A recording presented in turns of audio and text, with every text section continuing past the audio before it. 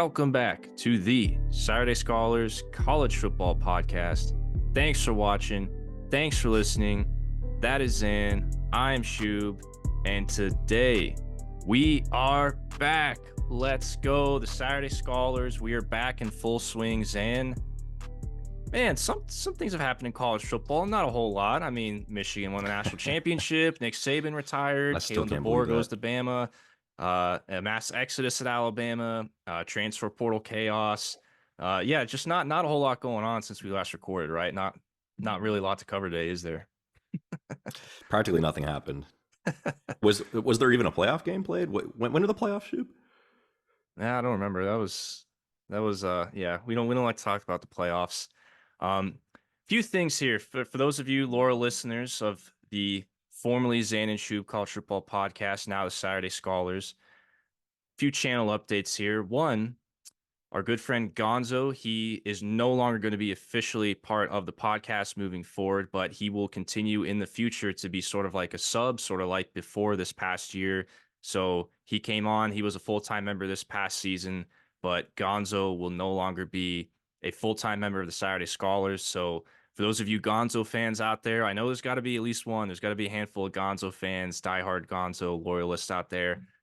My sincerest apologies, but this is like a passion project for all of us. This is stuff that we do in our spare time out of pure passion. But for those of you who are here for Zan and I, it's the OGs. This is going to be the Saturday Scholars moving forward officially. But we'll get Gonzo back here and there in the future, starting next year. But There'll still be a team draft and all that, you know. Exactly. He'll still be there for some of the cool stuff that we usually do, some of the traditions like that. But anyways, 1 second channel update, and I wanted to throw this in here because I didn't even tell you about this. But for those of you who are OG fans of the channel, a lot of you are here because of the Illinois Fighting Illini dynasty. And I have some breaking news here from Shub himself. The dynasty is coming back, boys. The dynasty is coming back. So I want to announce that. Now, don't expect a dynasty video to pop up the next day, but I think within the next few weeks or so, within this month, I will start the dynasty back up, and I will, at the very minimum, finish season 5. So for those of you loyal listeners who are here for that and are watching this video or listening, there you go. Dynasty's coming back. I'll send out a post in the community notes here in a little bit, but for those of you who have clicked on the video, you get rewarded with that scoop. So just FYI there. All right, man. Are we ready to get into it? Are we ready to rip the Band-Aid off? I'm ready. There's so much to talk about, and I've got some crow to eat, and let's go ahead and jump into it, man. Michigan winning the national championship, and me, and I admit I was like the biggest Michigan hater all year, just because I didn't like the softness of their schedule, and to me they were always very unproven, despite having such a great defense. I thought it was just like a byproduct of just kind of having Ryan Day's daddy and playing a paper Charmin soft schedule. That's what I thought it was. I didn't think Michigan was them.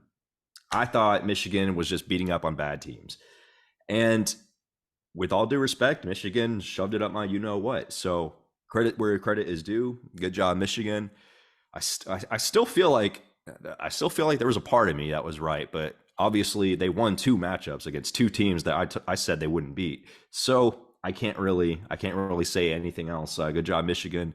Good natty. And a great way for Mr. Harbaugh to leave Michigan as a winner and head off to the Chargers and see if he can do some magic over there. I mean, we keep forget that he is actually a very tremendous coach, even when he was in the NFL before he went to Michigan. So he's a fantastic coach, and I know some of his strange antics in the past kind of made people forget that.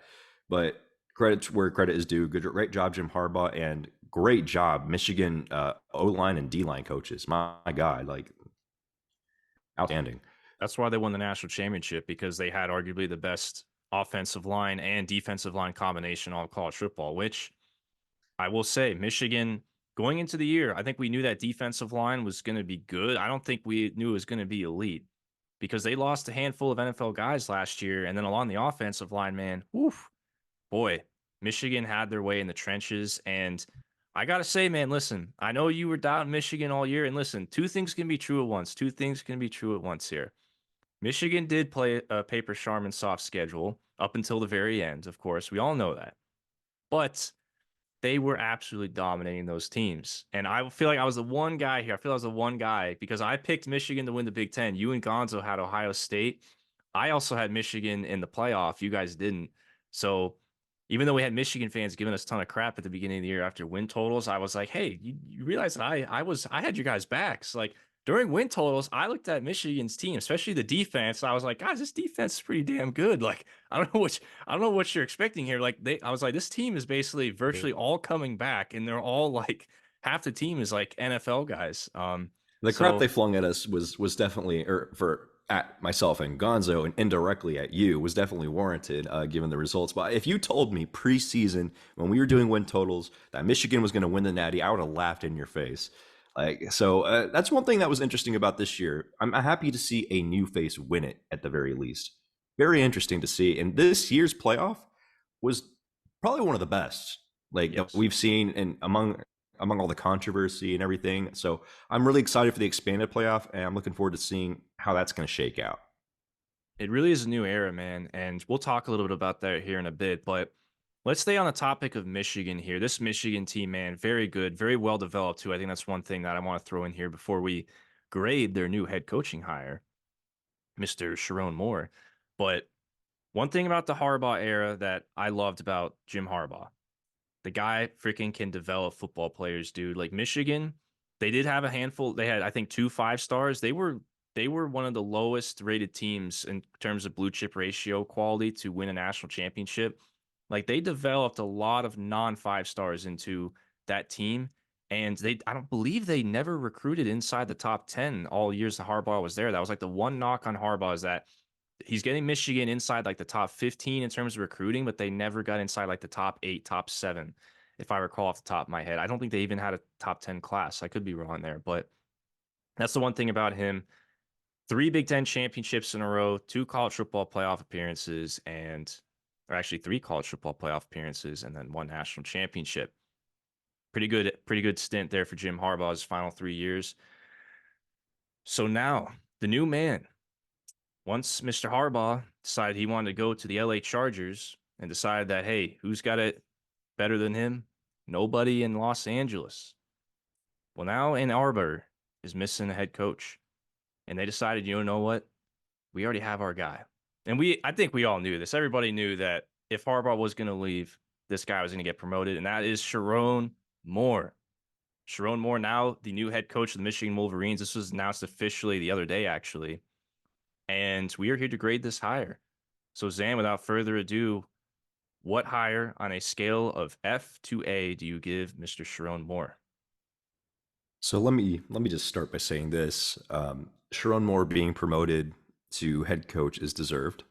I think he's done his time there for sure. He's been there for a few years he started as the tight end coach, moved his way up, and he had success during Harbaugh's time being banned from Michigan football for all the allegations to start the season, and they still were very dominant without him.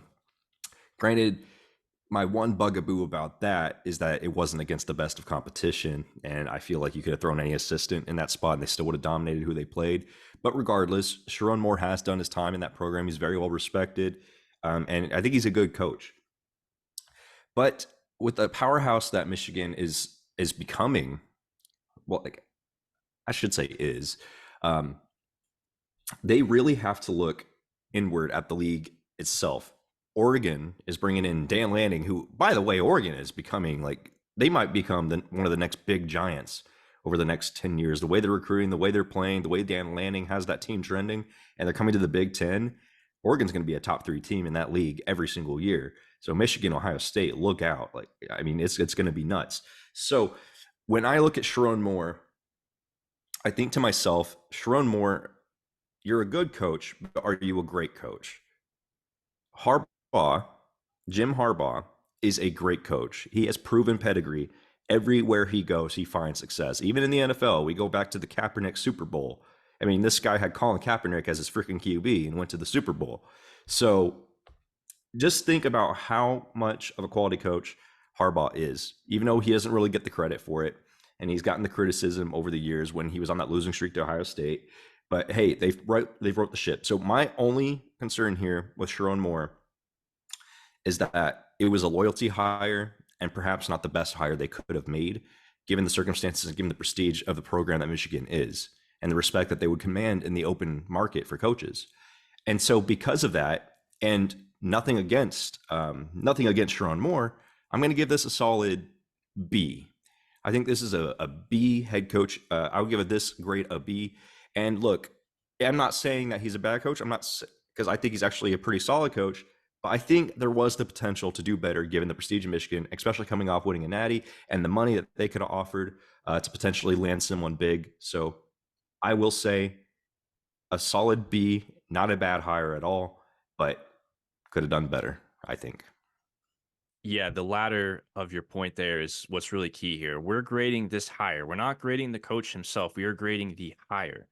So, in terms of grading the hire, we have to take into account two things. One, the actual coach himself, and two, the process by which the university, the school, athletic department, etc., got to that hire. And I'm in complete agreement with you, man. Sharon Moore himself, I'd say he's a pretty solid coach. Now, I think we can all agree, even Michigan fans, I think you all can agree, if you take some truth serum here, it's going to be a downgrade from Harbaugh. I mean, Jim Harbaugh is like literally one of the best coaches in all of football, not just NFL and college, like all of the sport of football. Like he's top notch. And no matter like what you did, virtually you were going to downgrade from Harbaugh. So that's not fair to Sharon Moore because Sharon Moore still is a pretty good coach. I mean, yeah, he did coach against some inferior competition, but I think that the point that matters is that he got experience just as a head coach, period, regardless of what the competition was. And it did seem like game management. Yeah, game management I think was pretty solid. I would say nothing really you could take away extremely either way, positive or negatively there. So as far as a coach himself, I consider him a pretty solid coach. An elite coach? No, I mean, he's pretty unproven. But in terms of the process to get there, I'm in complete agreement with you, man. This is going to weigh down my grade here a little bit. I'm going to go with a B minus. It's not a C. Now, it's definitely not a C because Sharon Moore is a pretty solid coach, but it's a B minus for the same reasons you said. Mr. Kalen DeBoer, rumors were that Michigan was his dream job. Now, of course, like, are you going to go to Alabama if the Alabama job opens? Yeah, of course he is. But let me tell you something, man. If Mr. Nick Saban had decided to retire a little bit later, or if Jim Harbaugh had decided he wanted to leave for the NFL just a little bit earlier, and both Michigan and Alabama were open at the same time, rumors were Kalen DeBoer might have went to Michigan over Alabama. I'm just saying, that's the rumor. Now, that's all timing based, of course. Michigan can't really control that. And then secondly, I mean, rumors were Brian Kelly. Brian Kelly, if the Michigan job were open, he might have jumped ship from LSU, which sounds pretty crazy to me, if I'm going to be honest. But like that was the rumor mill. Is like these are the types of names that they were in the mix for. Like Michigan is an elite job, and a lot of people like consider Michigan like a top tier job in college football. It's got that pedigree. So yeah.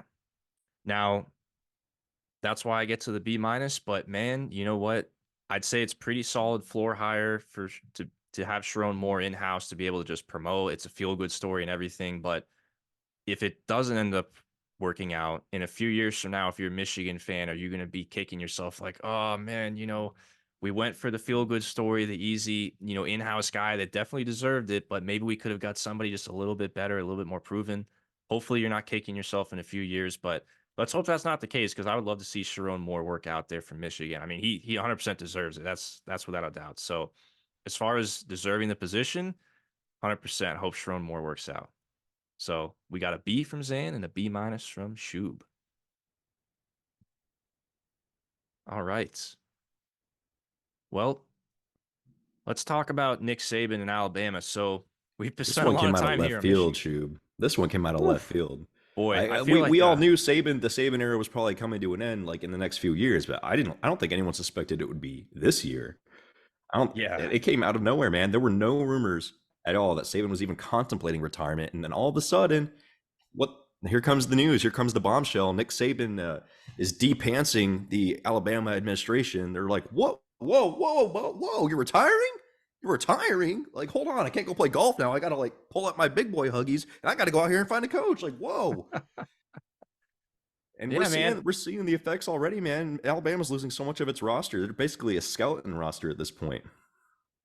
Being the athletic director for Alabama the last 15 years must be the best job in the world because you get paid the big bucks and you didn't have to do anything for 15 years. You're like, I don't have to look for a coach. I just let Nick just do whatever he wants and win 6 national titles or whatever. But yeah, I gotta admit, it does feel a little bit awkward to like save this as like the second leg of the segment here for the podcast. But like we had to talk about Michigan. Yeah, so the Nick Saban retirement, I know that going into the offseason, there were rumors that like, hey, this could potentially be Nick Saban's like last year, but those were like very fringe, like, oh, I don't think anybody actually believed it. In hindsight, it's easier to say, oh yeah, like, yeah, you could tell like after the games he was like acting different. He seemed like he was taking it in, et cetera, et Which we cetera. thought about Ferenc, but he didn't step down. So Yeah, that is true. Yeah. I mean, it's easy to say in hindsight, but I don't think most people would not predict that he would have retired this early. In fact, I thought he had like a couple more years in him at least. I did too. I thought Saban had like 3 or 4 more years in him.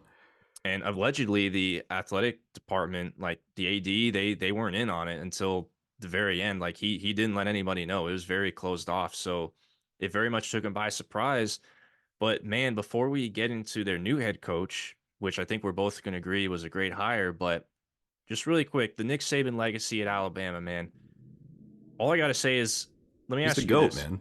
he is the goat, He's the undisputed, the GOAT. goat. Undisputed. Absolutely. You know what's funny is I feel like it's a full circle moment here because growing up when I was a kid, a young teenager, when I first started getting into college football is right around when the Alabama dynasty started taking form.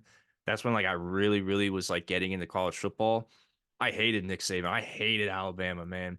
After the 2011 season, how Well, Oklahoma I State got think done everyone who dirty. wasn't an Alabama fan shared that sentiment. Yeah, I despise the guy, man. Like he was the devil. And now I'm like, I don't respect anybody more in the sport than Nick Saban. Like I'm like, man, I wish like Nick Saban was like my grandpa or something. You know what I mean? Like he's that type of guy. I think a lot of And people do. yeah, and I think that it begs the question, man, are we ever going to see a dynasty in college football that matches Alabama under Saban? I think there's I think there's potential for it, but I do think that with um, the new format is going to do one of two things. It's either going to unlock the key for that to happen, i.e., Georgia with Kirby Smart. Like if you lose 2 games, you can still make the playoffs and run the table because of the expanded playoff, which leads to a potential dynasty right there. Because how often is Georgia going to lose 2 games with the way that they're looking, with the way that they've been? It's going to be kind of tough to see them doing that. And then, because we were talking about if Georgia made the playoffs this year, they might have still won it. So Yeah. Georgia is certainly a team that I think is in the mix to do that. But in terms of everyone else, possibly Dan Lanning. Like I know that sounds a little crazy, not a left field, but like what he is building at Oregon is something special. Oregon stock is so valuable right now. If you're buying now, like you've already bought too late. The price has already moved up by quite a bit. Um, I think there is the potential that possibly Oregon going into the Big Ten, where they just got to really kind of look at, well, I guess some of their Pac-12 counterparts they'll also join because the Big Ten went from just really 2 teams and one decent team in Penn State to a pretty dang good league with all the Pac-12 additions. So it'll be really interesting to see because I think the expanded playoff, I'll go back to that one point, opens up the door for a lot of error, especially in a league like that. So I think there is the potential for Saban to be matched just because of the expansion of the playoff. And there's a couple guys out there who are looking pretty promising, but at the same time, uh, I wouldn't put my money on it. There's a lot of parity these days with college football and the way that the portal is going, and I'm here for it, man. I still hate a lot of aspects about the portal. I hate the bag dropping. I hate everything about that, and the lack of tradition and all these other things, no loyalty. But at the same time, it is producing some more parity, and we saw that with Washington this year. We saw that with many other teams this year. I mean, we saw it with Arizona before they lost Jed Fish. So I I mean, mean, the Cincinnati made portal the is doing playoff wonders for as a some teams. G5 a couple of years ago. Like, let's not forget we had the Cincinnati in the college football playoff. But Yep, yeah, I completely agree with you, man. I think that's like an overarching topic is whether the transfer portal is producing more or less parity. But I'd say so far, I think I would say it is probably producing a little bit more parity. I think we thought it would go the opposite direction a little bit, but to our surprise, it hasn't. But I think that's the point about Saban here is the Saban dynasty. I feel like moving forward, it's just going to be more difficult for those reasons that you just said for a team to replicate that because of the expanded playoff, like more opportunities to trip up. Yeah, you'll have a bigger safety net, but then man, you got to win like 3, 4 playoff games in a row against competition that's going to be a little bit more equal to you, especially with NIL and the transfer portal. Like the playing field at the top of the sport is way more level than what it was in the Saban era. And a lot of that was great because of point. Saban. Yeah. So I feel like it'll be more difficult. And I mean, what's the next closest thing we have to Nick Saban right now? It's Kirby Smart in Georgia. It is Kirby And Smart. Yep, Kirby's got two. All right, you got two. Well, sick. You got to get he's four still got a more. long way to go. You Yeah, got to get four more, buddy. Like I don't know if that's going to happen. Like you saw it like this year. Like the Georgia arguably had the best team. They arguably were better than I Michigan. They mean, if still Georgia couldn't made get the in. playoffs, they probably would have won the damn thing. They might have, but like it still shows like even a team like Georgia, you slip up against Alabama in the SEC championship, and there goes your title hopes. That could be like, what if they slip up in a playoff game? You Yeah, I know, mean, Georgia was just so unfortunate they had kind of an easy schedule, and that bit them with that one loss to Alabama, and then that other teams were doing so good that particular year. Just very bad luck for Georgia this year. it was pretty bad luck for Georgia, but it goes to the point. It's pins and needles, man. It's hard to do, and with the transfer portal, like the era of instability, players can just go wherever they want. Like it's still kind of hard for Georgia teams like Georgia and Alabama to maintain the depth they used to have because before it was like they would just rack up these 5-star classes and those kids couldn't go anywhere. Now it's like, okay, those like 5 stars that maybe don't pan out quite as well, or the high 4 stars that are like stuck behind 2 5 stars, like they're leaving. It's hard to maintain that Hmm. depth. I just think it's going to be very difficult. I don't think we're ever going to see a Saban like run ever again. But if somebody's going to do it, I'd say Kirby Smart pretty locked and loaded. He's got the profile to do it, but I don't think it's going to happen. And Dan Lanning, I mean, man, that's Oregon is yet to win a national championship. They got to win one first. But like, I I'm agree definitely with you. aware, but he's I've never seen Oregon. I think Oregon is at the actual absolute apex of like where they've ever been right now in their program's history in terms of like Yeah, their trajectory, and they're just showing so much promise. I do agree with you that the ingredients are there for sure. I will give you that. But yeah, man. I think the one last thing before we move on about the Saban dynasty, I think the most impressive part about it, to me at least, is that he won national championships in like two different eras of the sport. Because he Yes. won multiple national Hmm. championships in an era where defense was king and you didn't really need a Hmm. good offense or good quarterback to win. And then around like the mid 2010s when it started shifting to more Hmm. offense wins you national championships, he won with that. And then it was And like, I'll tell you, remember, Shub, this is why he's the GOAT. This is why he's the GOAT. Because, in the NBA, they have the Jordan LeBron argument who's the GOAT. They played in different eras. Neither one won in both eras. Nick Saban played in two different eras and he won in both eras. So no one is going to pull a Saban, man. Like we are in a new era now. Like no one is going to pull a Saban. remember around 2017, it was, Alabama has produced multiple first round picks at every single position except quarterback. And then it was like, all Yeah. right, so the only position he hasn't got a first round pick yet Back is at then, yeah. quarterback. And he's like, all The right, McCarron days, uh, he McElroy, wait, I need a first round pick at quarterback now. Okay, I'll get Tua Tagovailoa, uh, Bryce I'll get Young, Bryce Young, Mac Jones.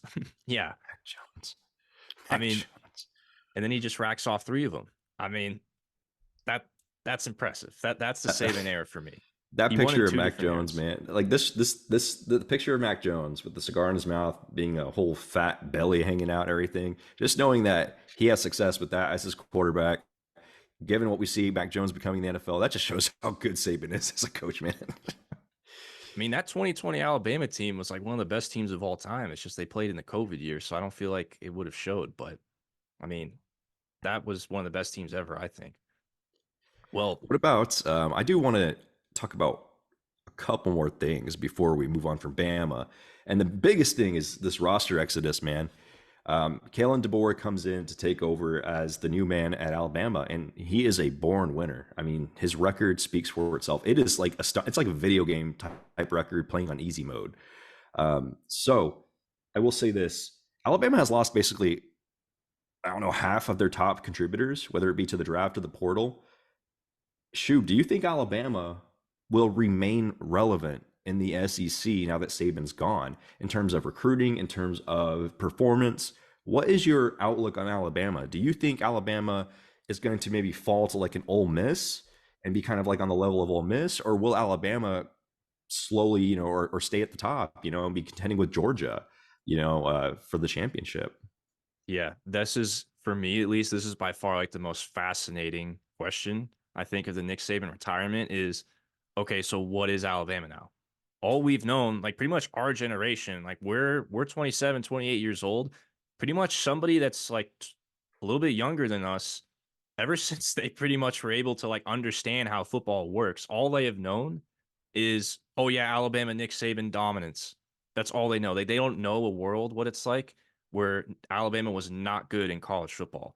I mean, we barely knew. I started following college football in like Yeah. 2006, like right before Saban. Alabama lost to Oklahoma State at one point, so Yeah, they did. I mean, think about that. That was 2007, I that was believe, or that was right before 2006. Saban took over. Exactly. So it just goes to show pretty much everybody that's our age and younger has literally no idea. Like they haven't lived in a world where Alabama wasn't dominant, like, which is crazy to think.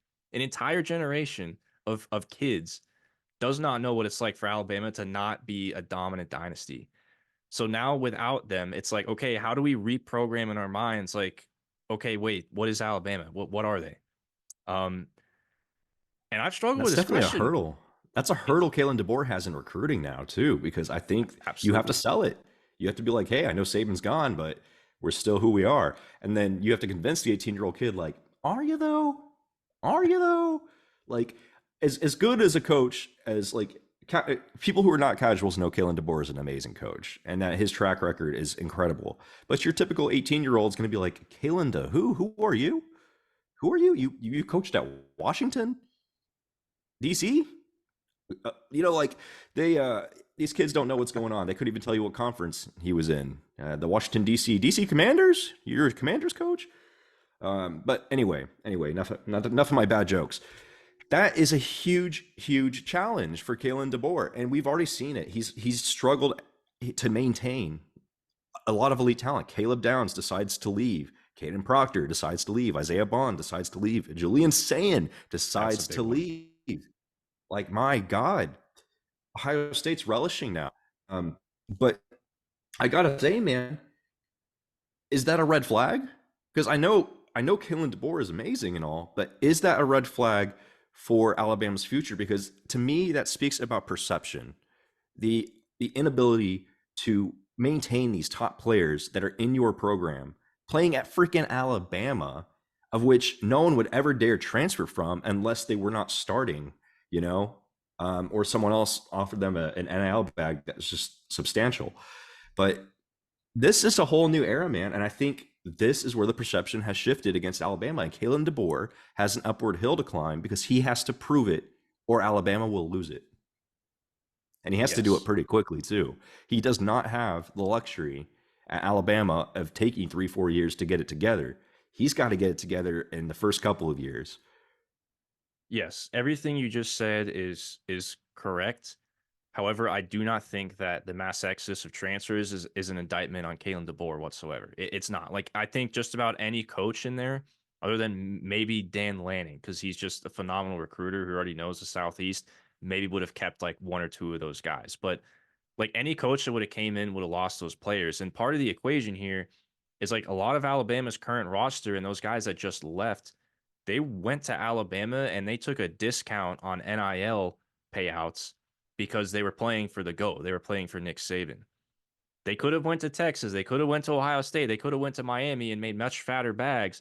But Alabama basically was not offering these kids the biggest bags because it's like, why would you? You're Nick Saban. Like, why am I going to pay you to play for me when like you owe me Like, money, yeah, right? you should play for If I'm me. Saban, I'm like, yeah, Yeah. you owe me I'm money. Yeah, Saban. no, Like, it's a privilege for you to play for me. right. So those kids basically took discounts on NIL to play for the greatest of all time. Now that he is gone, it's like, okay, I don't know who Kalen DeBoer is. Like you said, none of these kids know who he, I mean, you should know who he is, but a lot of them don't know. And they're leaving for the programs that probably would have gotten them in the first place if Saban was never the coach. So I don't really look at that as an indictment on DeBoer. I mean, based on DeBoer's track record, I don't think it's going to take much longer for DeBoer to have like a season or two and show results on the field. And then all of a sudden, Alabama's going to be back to recruiting some five stars because, I mean, look at Kalen DeBoer's track record. What's his updated record now? He's like, what, 104 He has like and 100 and 12? something wins and like, yeah, and like only like 10 losses or something. It's crazy. He's 104 and 12. Yeah, it's And then nuts. in his second season at a program, he's like 85 and 3. So when he's Yeah, not that's in his crazy. first year, he is 85 and 3. That's insane. That's just insane. Like He's a that's winner. why He's a born winner.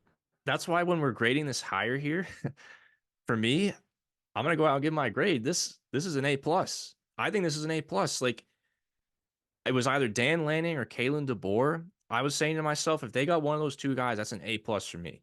You got Kalen DeBoer, a guy that is a proven winner that literally wins with an asinine record everywhere he goes at multiple levels of college football. He literally took Washington to the national championship game in a year where the Pac 12 was arguably the best conference in the league, probably the second best conference. He won the Pac 12.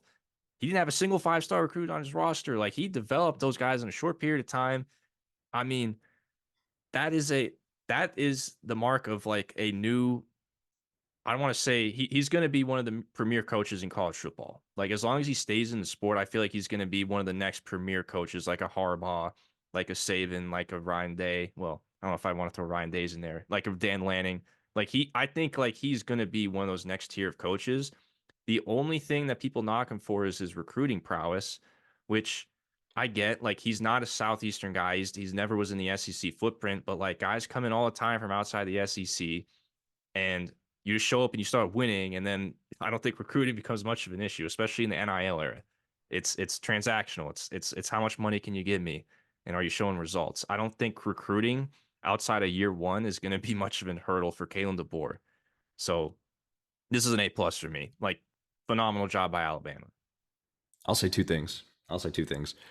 Considering the options that were available to them and which way, no matter who you take from Nick Saban, is a downgrade, but what can give you the best possible outcome, short of somehow getting Kirby Smart to, leave Georgia, which is never going to happen, or getting, like you said, Dan Lanning, which they did want, but Dan Lanning said no, reportedly.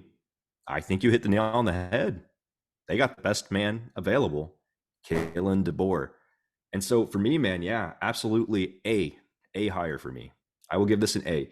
And and just look at the record. We'll put the record on the screen. Actually, give that a plus. Give it an A plus. Give it a Put the plus. All record right. on the screen. Put the record on the screen, and it speaks for itself. Kalen DeBoer has won at so many different levels at schools I have not even heard of, and that just shows you how great this coach is, and the fact that he had so much success at Washington in such a short period of time. You mentioned the blue chip ratios. I mean, amazing, amazing job. Well done. My only concern is Alabama in year one under Kalen DeBoer. I think is going to have a lot of growing pains given all the talent they're losing and the uncertainty that they have. They're going to have a lot of depth issues this year. Let's just say that. And then it's going to be up to Kalen DeBoer to see if he can step up recruiting, because you're going to have to recruit a little bit to, I guess, not get fired or to maintain the love of the Alabama faithful.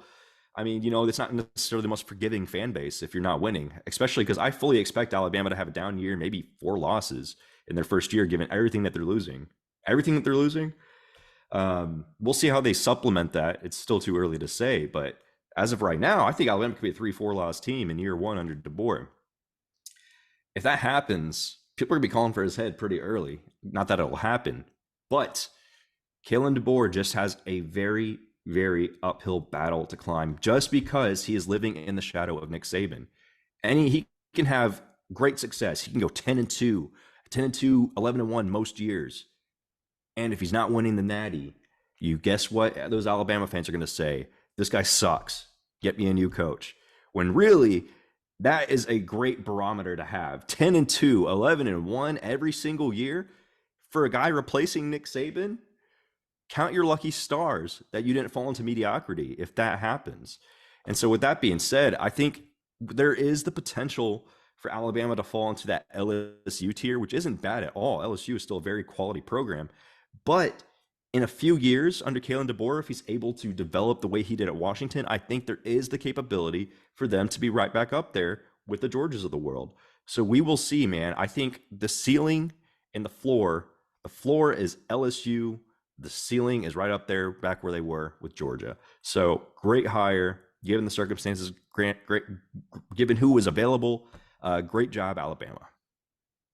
Personally, I think it's going to show itself really quickly. I don't think there's going to be much of a drop off because if you're getting Kalen DeBoer, yeah, Alabama fans, yeah, you're not going to get the same recruiting classes you were getting once before. It's going to take a big step back, but DeBoer's staff is going to extract more talent out of that recruiting class than Saban was getting out of his recruiting classes. I'll just put it that way. I'll be I think honest. Like, DeBoer's already made some good hires. I mean, that DC hire was oh pretty yes, solid. absolutely. He's made phenomenal hires. Like it's a hell of a coaching staff. It's a hell of a coaching staff. So I really don't think there's going to be much of a drop off. Like I think people are going to be surprised, maybe expecting Alabama to take a huge drop back or fall back to like the Ole Miss pack or the LSU pack.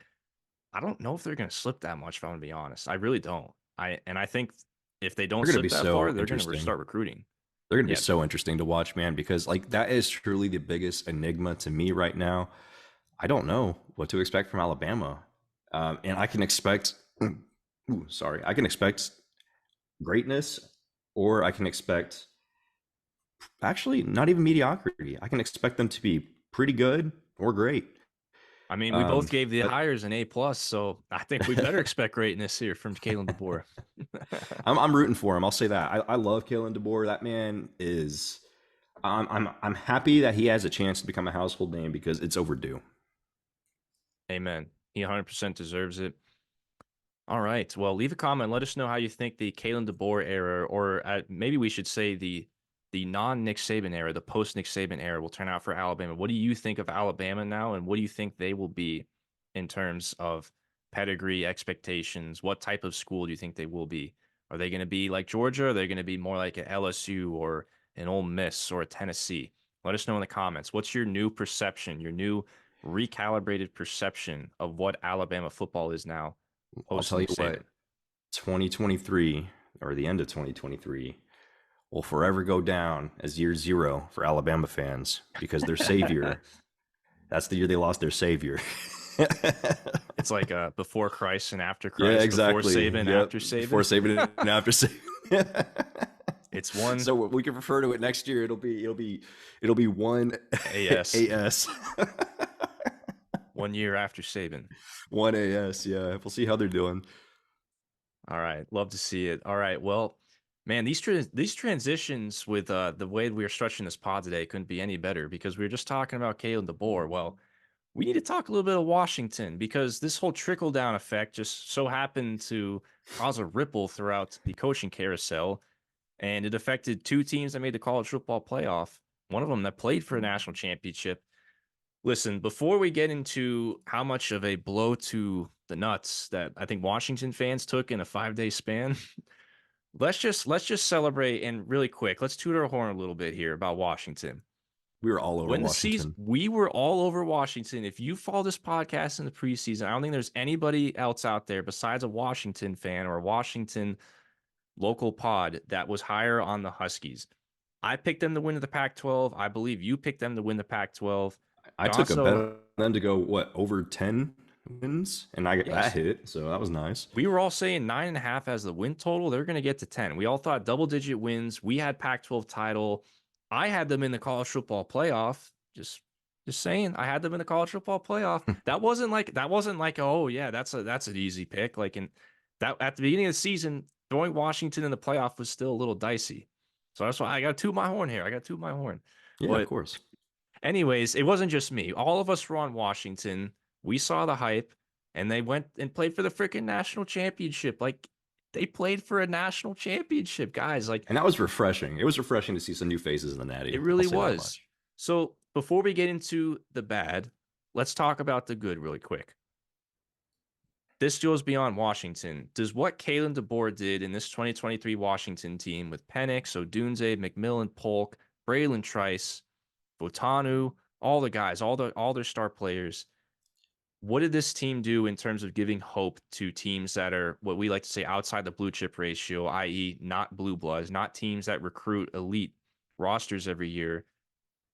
Does this give those types of teams hope now, and especially going into the new CFP era, that a school like Washington or similar pedigree can win a national title in the future? I say it gives teams hope, but although I don't think it's realistic, I think it definitely will build that sense of hope in teams. But not it's not every day that you have a coach like Kalen DeBoer who basically averages a 10-1 record, or or 11-1, based on, like, just look at his, put the record up again, put the record up again. I 104 and mean, 12. the man does not lose. The man does not lose. That is not common.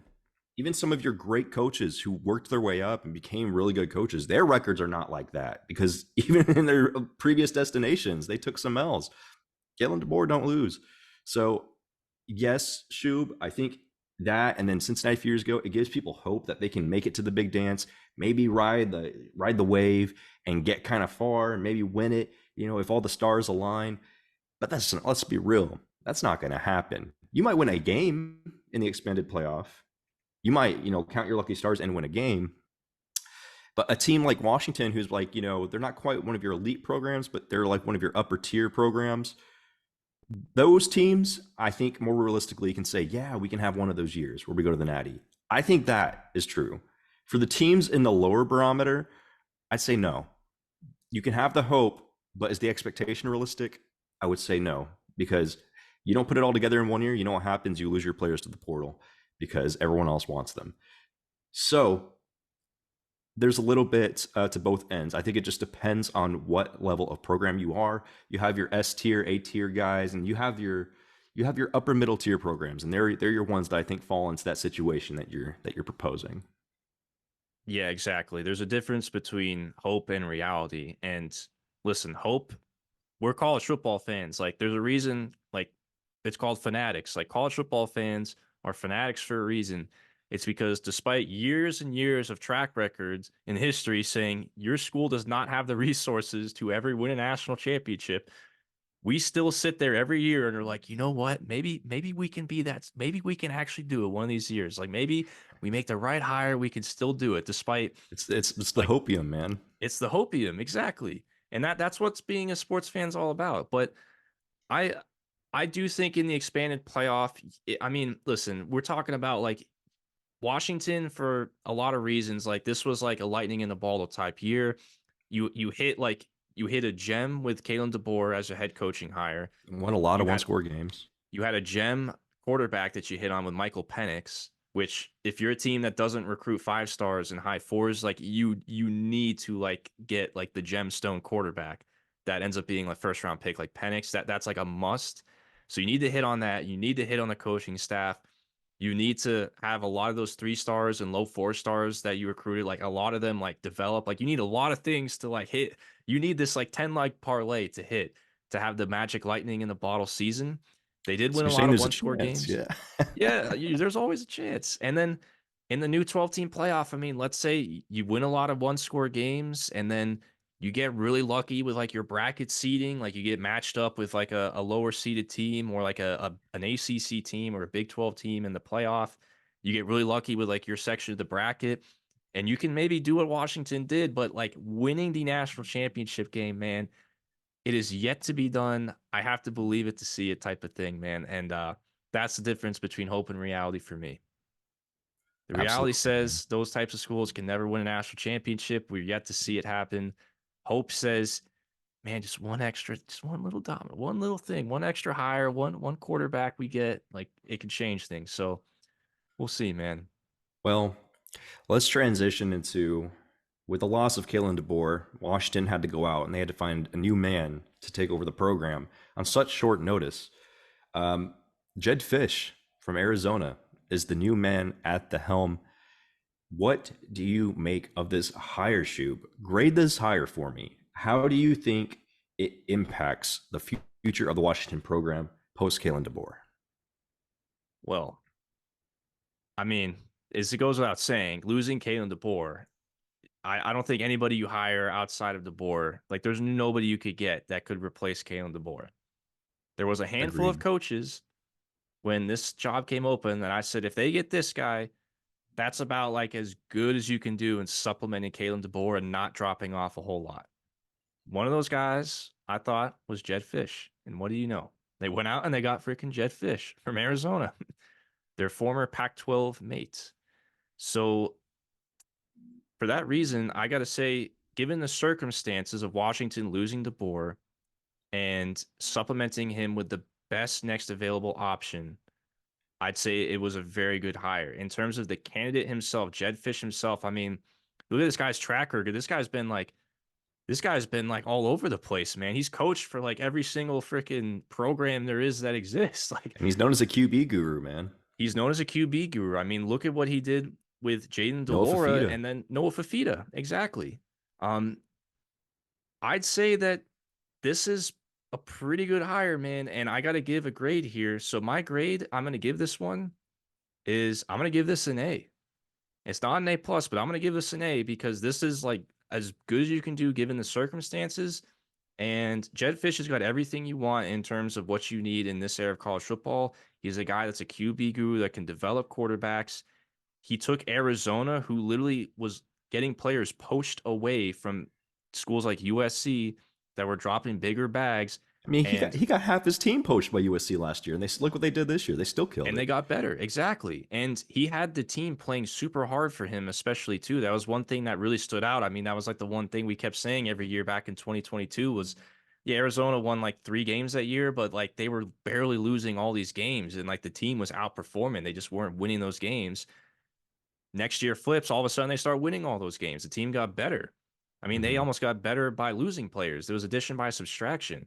And we all know Mm-hmm. Arizona, like that's not a blue blood program by any means. Like that guy can Yeah. develop recruits and he can develop quarterbacks. It is about as good as you can do without having Kalen DeBoer still there. And for that reason, I'm going to give it an A. The only thing that I'd be worried about, and this is why it's not an A plus, is with the track record. There's a lot of good, but there's one thing with Jed Fish is that the guy moves around a lot, and I don't know if Washington is a stepping stone for him because I mean, if Kalen DeBoer treated Washington like a stepping stone, I know it sucks. Like he just took you to a national championship. I mean, if Kalen DeBoer is going to do that to you, there's no saying that Jed Fish won't do the same if he ends up doing well there too. Jed Fish is a Florida alum. Florida is a job that might come open in the next year or two. Like you don't know if he might leave for that job given 2 years at Let me Washington. just You say never this, know. Shub. Is that really a bad problem to have if you're a Washington fan? Because No, it's not. if he is using Washington as a stepping stone and he is successful in using it as a stepping stone towards a job that he may want, like maybe Florida, maybe he does want to coach as alum, that would imply that he had 2 really good years at Washington, or at least one really good year at Washington in the year prior. So I think if you're a Washington Husky fan, you would at least take that. It's better than falling, flat on your face after losing DeBoer. And with that being said, let's grade this higher. So a lot of things that when we grade this higher, Shub, we consider a lot of. I think you and I are both good about this. We consider all the circumstances, how good of a coach they are, their pedigree, what do they bring to the table, who else could that program have realistically gotten had they not got that candidate, and that all goes into how we grade these program or grade these hires. But there's one little thing that you didn't bring up, Shub, and that's the only reason I'm not going to give this hire an A because I agree with you on everything you said. I think Jed Fish is a good hire. I think he is probably the best guy that Washington could have got given the circumstances, but he was unable to get Fafita and Trattoria McMillan from the portal. I thought it was for sure going to happen that he was going to get No Fafita and Trattoria McMillan from Arizona in the transfer portal, which would have put Washington right back on the map. That would have put them right back on my radar for being another amazing team next year. But the fact that he was not able to secure those guys is why I'm going to give it a B plus, because I think he has more developing to do now. Guys like that are studs. They don't grow on trees. And so he could have went from immediate success at Washington, or immediate high level success, I should say, with those guys, but now he's got to kind of build up a little bit more for sure. Because Noah Fafita, I mean, freshman quarterbacks who are that good don't grow on trees. We don't see freshman quarterbacks who play that well very often. Shatori McMillan is an absolute stud. And then, Arizona's had other plethora of receivers too, but some of them leaving for the NFL. So that's the only reason I give this a B plus. I think it's a very solid hire by Washington. I don't think they could have made a better hire. But if you got Fafita and you got Shatori McMillan, I'd be all over this with you. I would be tempted to push it to an A plus if they were able to get those two guys. But that is like a big swing for me, man, especially post no Rome Odunze, no Michael Penix. I mean, Washington's losing a lot of key building blocks of that national championship team. So it would have been really, really valuable for them to supplement those with two great, great players. I mean, to be fair, he did convince Will Rogers to stay put because Will Rogers entered the portal. He got him to come back, and I know he's not Noah Fafita, but that was at least something. And hey, listen, That is something. I'll That's a give passing you QB right there. I'll give you a point, and then I'm gonna knock you a point here real quick. One, I think you're right. You made a good point about me knocking Fish for potentially leaving Washington in another few years because he bounces around everywhere and he has a track record of that. You're right. I shouldn't be knocking him for having success at Washington. Like you hire coaches to have success, and if you have coaches leaving your program for better jobs, it means that they're doing a good job, and that means that you're making good hires. So I agree with you there. On the flip side, I don't know if I don't like the logic of dunking on him for not being able to pick up a couple players. Now I know quarterback's a big deal, but I think it's a little harsh to knock him for not bringing in a couple players from a school where he was previously Well, at. I I think mean, of the job is prestige. so much bigger than that, you know? I think of prestige in this. So one, you're known as a QB guru, but you were unable to convince your QB to come with you. You supposedly have this relationship with your players where they'll like run through a brick wall for you, but you couldn't get your star wide receiver to come with you to a program that I think if you would poll anyone outside the state of Arizona and Washington, everyone would say who has a pulse and what goes on in college football that Washington is a superior program and a much better job. I think it's so logically to me, it seems that should have been a no brainer. That should have been very, very easy. We know Washington has resources. It's why they were able to get Jabbar Muhammad before eventually losing him to Oregon. I mean, Same. Washington has the resources to bring some guys in. So I just got to say, I that to me is a little bit of a failure on my part, and I only bring that up because of what you mentioned um, about him being a players coach and his players being really like motivated by him and all those things. But if the relationship was strong enough, I think he would have been able to bring those guys from what many would see as an inferior program. Touche. Fair point. Fair point. I'll give you that. Well, I will give you that there, man. I didn't really think about that aspect of it. Jed Fish was like rah rah guys playing for me, yada yada, like program, build a program. But then you dip for Washington. You might dip Washington for another school in a couple of years based on your track record. And if you're preaching the same message, I mean, I don't know how well that's going to go over. Yeah, I'll give you that one there. But hey, I mean, that's an A from me, B plus from you. Those are good grades. Like, It's a good hire. Don't get it yeah, twisted. Just because I didn't give it an A doesn't mean I don't think it's a good hire. But there are extenuating circumstances here. If he is able to get Fafita or Chatori McMillian, this would at least be an A minus. If you got agreed. Fafita, it's an A. Absolutely. Yeah, that was something that, especially me, I put a 30-1 ticket on Noah Fafita to win the Heisman. And that was before Jed Fish left. And I was like, all right, well, if he goes to Washington, then my my price is going to bump up a little bit. So I'll take that. But anyways, well, it's not a better time than to transition onto Arizona. We are going to wrap up this series of, well, actually, no, we actually have two more hires to grade, but we're going to wrap up the Power Five segment of the coaching hires and their grades here with the Arizona Wildcats. So we were just talking all about Jed Fish. Let's briefly mention the Arizona angle here. When Jed Fish left for Washington, this man, this hurt. I live in Arizona. I live here, and I know a lot of U of A fans. I work with a few of them. Oh, this was painful, especially after the season they just had, and especially since, like, man, you had all the ingredients. Like, Arizona was basically Washington going from 2022 to 2023. You got the quarterback, you got the receivers, you got everybody coming back.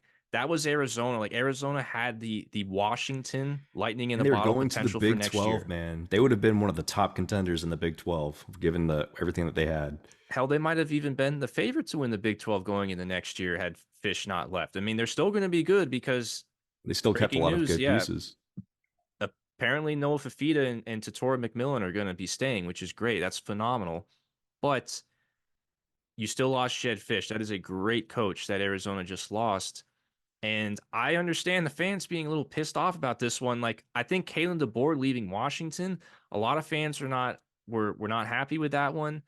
But I think a lot of them understand it. Like, you're leaving for Alabama. This one was like, I don't think Jed Fish necessarily left on the best terms. We'll put it that way. Like, the fan base is not happy with him with the way that he went out. Sort of like Jonathan Smith at Oregon State, a little salty on the way out. And I don't blame him. I don't blame the fans here, especially with the message and the identity that Jed Fish preached at U of A of, loyalty to the program, loyalty to the team, building something, uh, and then you leave for Washington, right when they had everything. They had everything lined up for next year. They still have a lot lined up, but I have a Yeah. I have a great, but also a really bad analogy that I want to give, Let's but do I'm it. not going Let's to do hear that it. on the spot. Oh, come Well, on. I mean, let's just say if you're Arizona going from 2022 or 2023 to 2024, it's like you got the build up in the cannon, and the cannons, that feeling when the cannon's Oh about yeah. ready to Oh yeah, fire, yeah. Yeah, when the and then cannon and it's then it feeling doesn't sensitive, you and know. then it doesn't shoot. I feel like that's that feeling. Yeah, yeah, That's yeah. what I'm saying. You And know what then I'm yeah, saying. and then the cannon, just burst from the inside. Yeah. Yeah. That's what I feel like Arizona Well, fans feeling Arizona right wasn't now. able to fire their cannons. We'll have to make a Yeah. shirt about that. So those of you, if you know, you know. Those of you, if you know, you know. If you know, you know. Exactly. If you know, you know. That's the PG version of this. Yes. So yeah, that sucks. Like it's a little bit of a snake move. I'm not gonna lie. It's a little bit of a snake move, but good for them for being able to keep McMillan and Fafita. They're still gonna be a great team next year, but yeah, it's lost a little bit of its luster. But anyways, let's turn the page here. Let's focus on the future. Let's focus on 2024 and let's grade the hire of the new head man in Tucson, Mr. Brent Brennan. Now, this was an interesting hire. There was a lot of ways that I think that U of A could have went here. Brennan's got some ties to Arizona. Of course, he was the head coach of San Diego State prior to this, San and Jose State. San Jose State. But he's got some ties to Arizona. His brother played receiver there, actually, which I didn't know. His wife is actually a U of A graduate, so And he was I makes also one of the sense. finalists before they hired Jed Fish. Yeah, the previous hiring cycle, he was one of the finalists. So this made sense, and it seemed like Brennan had a U of A on his radar the entire time. Like he seems like he wanted to coach there. So from that sense, if it seems like it's the signs are pointing to them getting a guy that actually wants to be there, that wants to be the head coach, that may not necessarily view it as a stepping stone in the immediate future if things go really well. But let's not get ahead of ourselves here. We don't know if it's going to be successful. That's why we're going to grade this higher. How do you think the Brent Brennan era at Arizona will go? And what is the grade that you're going to give this hire? So when this hire was first initially made, Shub, I didn't even know about it. And then, I went around, I was just doing some research and I saw Arizona hired someone named Brent Brennan. And I said, who is that? So did a little research and he was the head coach at San Jose State. So a little backstory. He successfully led San Jose State to bowl eligibility on 3 separate occasions in a relatively short span of time, which for a program like San Jose State is a huge accomplishment. They're not really known for being a good program in football. So credit where credit is due there. But outside of that, he doesn't have much of a pedigree. He's had some experience working in football, of course, but this doesn't jump off the page to me, Shub. He was the receivers coach at Oregon State when Brennan Cooks was there. Sure, Blitnikoff winner, but at the same time, could that have just been a flash in the pan? Who else has he coached at the wide receiver position who's went off to do great things? I'm very unsure about this hire, Shub, and the thing that I consider most when I grade this hire is who else was available to you realistically that you could have got if you are the U of A. Who else was available, and would it have been better for you to go for those options? I actually piled a list, and I'm not as high on this hire. I will admit. I think what you said goes a lot into this hire. Maybe hoping that he won't, his ties to Arizona will keep him there, and it won't use them as a stepping stone. But I think that's such a bad approach nowadays. You ideally want someone to use you as a stepping stone if you're in that tier of school. There are tiers in this program. We can try all we want to say my school is not a stepping stone, but the fact of the matter is some schools are stepping stones, and that's okay, because if you are used as a stepping stone, it means you had success. So there's nothing wrong with that. But let me jump back to what I was going to. The coaches, the other options that were available. I think Jamie Chadwell would have been a great hire if they were able to pry him away from Liberty. He has shown that he has had success at 2 Power 5 programs, Coastal Carolina, and then going undefeated in his first season at Liberty. Granted, it papers Charmin soft schedule, but I mean, well, not undefeated. Liberty got smacked in the bowl game, which we all saw coming, but undefeated in the regular season. But hey, man, Jamie Chadwell's shown that he can win at 2 different locations.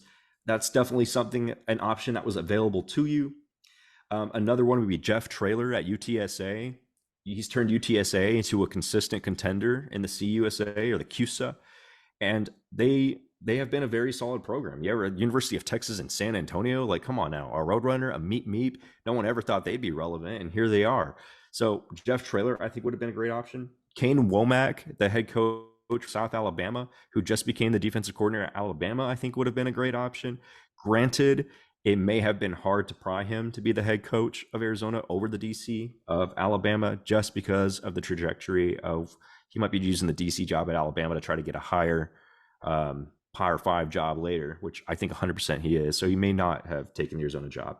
And then there's Jerry Kill for New Mexico State. And by the way, Jerry Kill stepped down. I don't know why. And now he's a consultant at the University of Vanderbilt.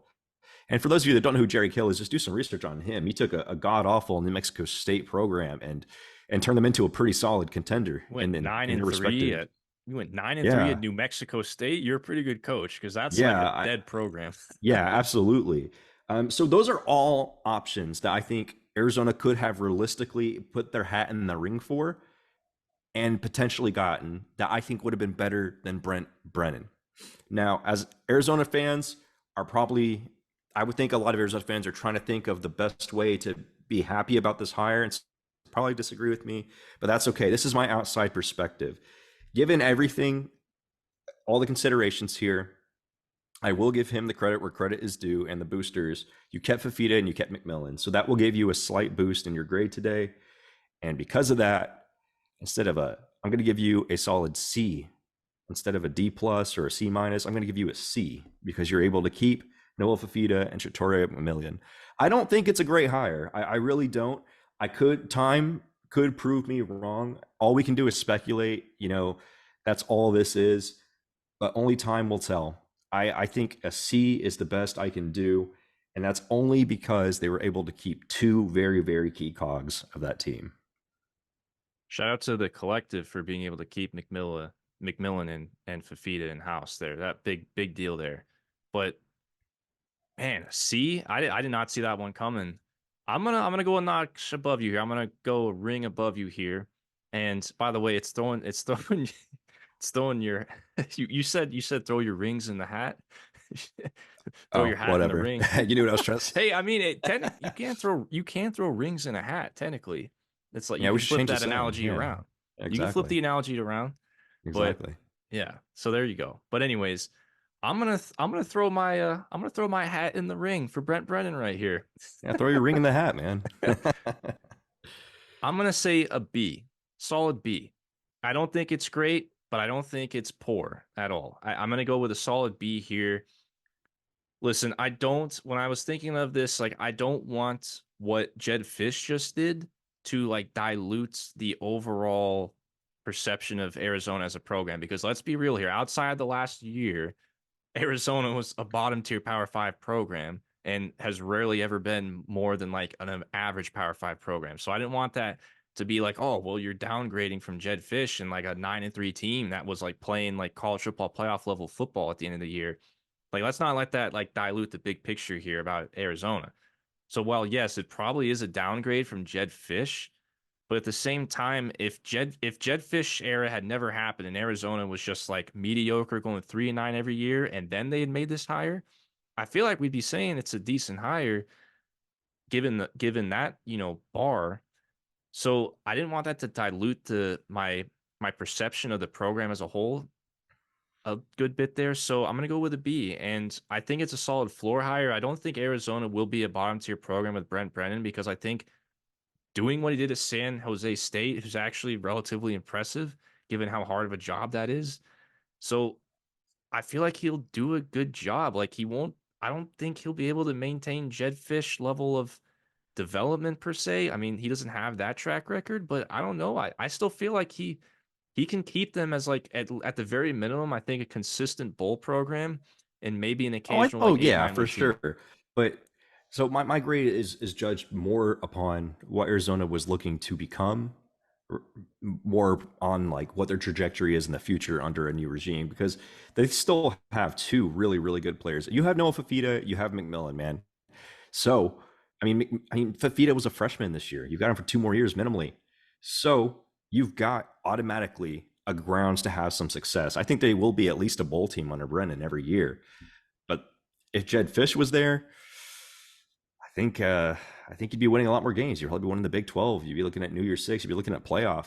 Um, or if you got one of these other guys. And so I just think that their ceiling isn't as high under Brennan. But time could prove me wrong. But that's where I'm looking at this. Arizona, don't get a grade twisted. I don't think Arizona's going to be terrible because they still have a very good roster going into next year. They're able to maintain a lot of guys, but definitely a downgrade in the leadership position, I think. All right. Well, that wraps up that head coaching hire. So Brent Brennan gets a B from Shub and he gets a C from San. Let us know in the comments, Arizona fans. Let us know what you guys think about this hire We and know how we you got a feel lot of about. Arizona fans that watch the pod, and we appreciate y'all. Yeah, you guys blew up our other videos in our short about Arizona that we made at the beginning of the year. Mm-hmm. So yeah, let us know. I have a feeling this video will do. Try not to hate on me too hard, guys. Just Don't justify it. don't be like Oregon State Beaver fans, please. Don't be like them. We get enough crap from them in the comments. All right. One last head coaching hire to do here before we move on to some season review stuff that I think a lot of you guys are going to appreciate if you're into that stuff. But let's talk about Tulane here because listen, Tulane, I listen, they went out, they got John Sumrall, the head coach from Troy. Now all I got to say is after Willie Fritz left Tulane for Houston, I think most people were like, "All right, Tulane, see ya. You're going back to irrelevance. Like, I hope you enjoyed your 2 years of relevance." And then they pulled this off, and I'm like, "Whoa, wait, what? Mm-hmm. What? You Tulane's got a not playing, guy? man, and I They're would not not be playing." shocked. I would not be shocked if Tulane finds themselves as like a member of the Big 12 in the next cycle, the next 6, 7 years, because That's the that is definitely goal. a program that has shown with this hire that they are committed to football and they want to move up in the world. I think Tulane is Got some definitely a money. team, and they are in the New Orleans market, which the Big 12 does not have a foothold in. I think that is going to be a prime expansion target in the future, which is a whole nother topic for a whole nother video. But yes, Shub, John Sumrall, good job, Tulane Green Wave. Let's grade it, man. Let's grade it. I'm going to go ahead and I'm just going to jump out here. I'm going to throw my grade out, man. I'm going to go solid A minus on this right here. I think, given the circumstances for what Tulane had, I think this is a great hire. I don't think Tulane could have hired anyone better that they could have realistically have gotten. Um, and just like you said, I share the same sentiment. I was like, oh, Tulane, oh man, they just lost Fritz. They just lost Pratt. Oh, see you, Tulane. Goodbye. But not only did they get a guy who's a proven winner at Troy, who's been consistently competing for the Sun Belt, like basically every year. I mean, he won the Sun Belt every year. He was at the Sun Belt for 2 years and he won it both years. Like Exactly. he So literally that just won the shows you. league two And years in a so row. and Troy's in Alabama for those of you that don't know. So just in this little sundown town in Alabama, they're winning conference championships, and I'll say this much: they also are going ham in the portal, man. For a team like Tulane, they are getting some really, really talented pieces, like former four-star guys. I mean, they're on the hunt, man. They are fighting to become relevant and make the playoffs. And I think they know with this expanded playoff, their chance is even greater than ever now. So invest in the coach, invest in the portal, start preparing to go for the playoffs because your league, you're definitely one of the top dogs. It's definitely doable. 100% A minus, given that the commitment from the administration, the coach, 100% A minus. And you know what? I was tempted to give it an A, but they have still lost. It is still Tulane at the end of the day. And that's not a knock on Tulane, but Willie Fritz set a very high bar. And that's the only reason I'm going with an A minus. And I know that that can be a little bit of a knock because why knock the coach? But it's living in the shadow of another coach. He has a lot to live up to. But I think he can, man. I think this is a fantastic, fantastic hire. 100%. Tulane Green Wave, roll wave, baby. I'm gonna give this an A plus. This is an A plus. Like, I don't know, man. I look at this, I'm like, how is this not an A plus? Like, it's Tulane. Like, for the same reasons you said it's Tulane, like it's Tulane. You're not supposed to get guys like John Sumrall. Guys like John Sumrall are supposed to be taking the next Power Five gig. They're supposed to be leveling up to the P5. I was very surprised when they got him, and it does show that okay, wait a second, Tulane actually now that SMU's gone, Houston, Cincinnati, UCF, etc. They're all gone. So now Tulane is sort of like the position to be one of the new premier programs in the G5 that can make noise and potentially be a team that can compete for that one, college football playoff spot, maybe two if they don't change the rules. I don't know what the hell they're going to do with that. But anyways, they're now one of the premier G5 football programs, and like you said, it's a team that could it's potentially down the road a program that could be an expansion candidate for the Big 12. And they got the money, they're in the market, they kind of got the prestige here. Willie Fritz did a great job with them. They can get players in the They have some portal. of the sexiest unis too, man. Oh yeah. Oh, the unique color scheme combo, uniforms. I mean, like they got it all. Like that's I love the unique color scheme, by the way. I love when schools have You know what? unique. That's a little side Scratch my side A rant here. minus. I'm going up to an A. Oh, we're bumping it up. Let's We're go. bumping it up. I was on the fence already between an A and A minus, and you know what? They really could not have done a better job. And you're right. And I think the thing that really sold me on bumping that up is how you said that John Sumrall should have been taking a Power Five job. I 100% agree. And Tulane, I think, and this speaks back to what we talked about at the beginning. I think Tulane told John Sumrall, "Hey, man, we're looking to bump up to Power Five." I think they're looking to get into that next wave of expansion, and I could definitely see either the Big 12 or the ACC fighting hard for Tulane. So we'll see. And I love John Sumrall's background. Like really quick before we cap off this video here for the Tulane Green Wave faithful, like he's just a great coach. Like 2 years at Troy, some of the best defenses in the entire Sun Belt. They had some of the best defenses in the entire G5. He went 11-2, then he went 12-2, won the Sun Belt his both years at Troy.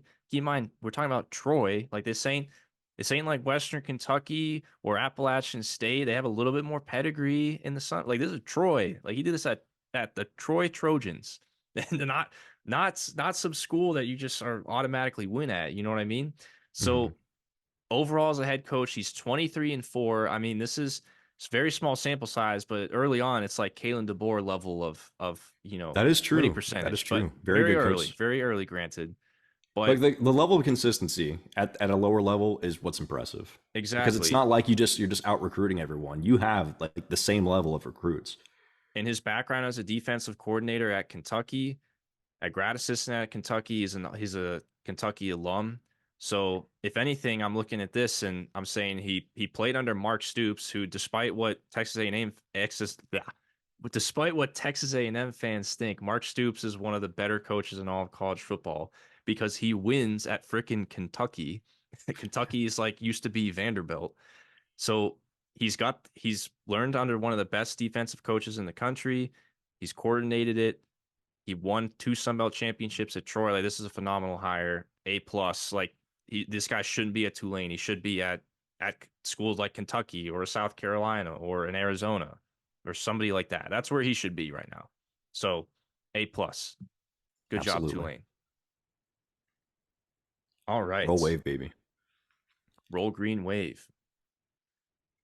All right. So for those of you still listening here on the pod, I figured that we would decide and go ahead and end this pod here going with a little bit of season in review here. Now, I know the 2023 season has come to a conclusion here, but we at the Saturday Scholars College Football Podcast, during the preseason, we go out on a limb and we make some good content. We do win total over unders for the entire season.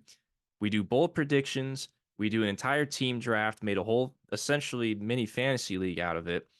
And then we have some other little ins and outs that we do. And I think it's kind of fun to sort of sit back here and take a little season review, go back and look at those challenges and kind of give you guys a little bit of thoughts on how things went, how we think our predictions went, go back and look back at some of our stuff and say, hey, that was really stupid, or I can't believe I was thinking that, or hey, I was right about that. Like, no, you guys didn't believe me. I got that one right. And sort of toot our own horn and also make fun of each other for being stupid from what we thought was going to happen during the preseason. So let's get into it here. There's a few things that I would like to go over, and we'll make videos out of this. But let's start off with win totals, man. Now, I don't want to spend a whole lot of time on this, but I decided, let's go through some win totals here and just sort of give a little bit of a cherry on top of the season and conference by conference and how we think it went and sort of how our picks went. So for the Pac-12 here, we just did the Pac-12 by the top half and bottom half here. And what really stood out to me when I look at this conference and the teams that we picked in this league, ironically, this was the only Power Five league that we had an overall losing record in, which is really funny because last year, the Pac 12, like we knocked it out of the park. And this year, it was the only conference where we were in the negative in. So kind of funny how that flipped on its head. But two things that really stand out to me. One, I think all of us nailed USC. They had the highest win total line at the beginning of the year. I think we saw that overrated. We saw that coming from a mile away. We'll toot our own It horns was a there. little obvious.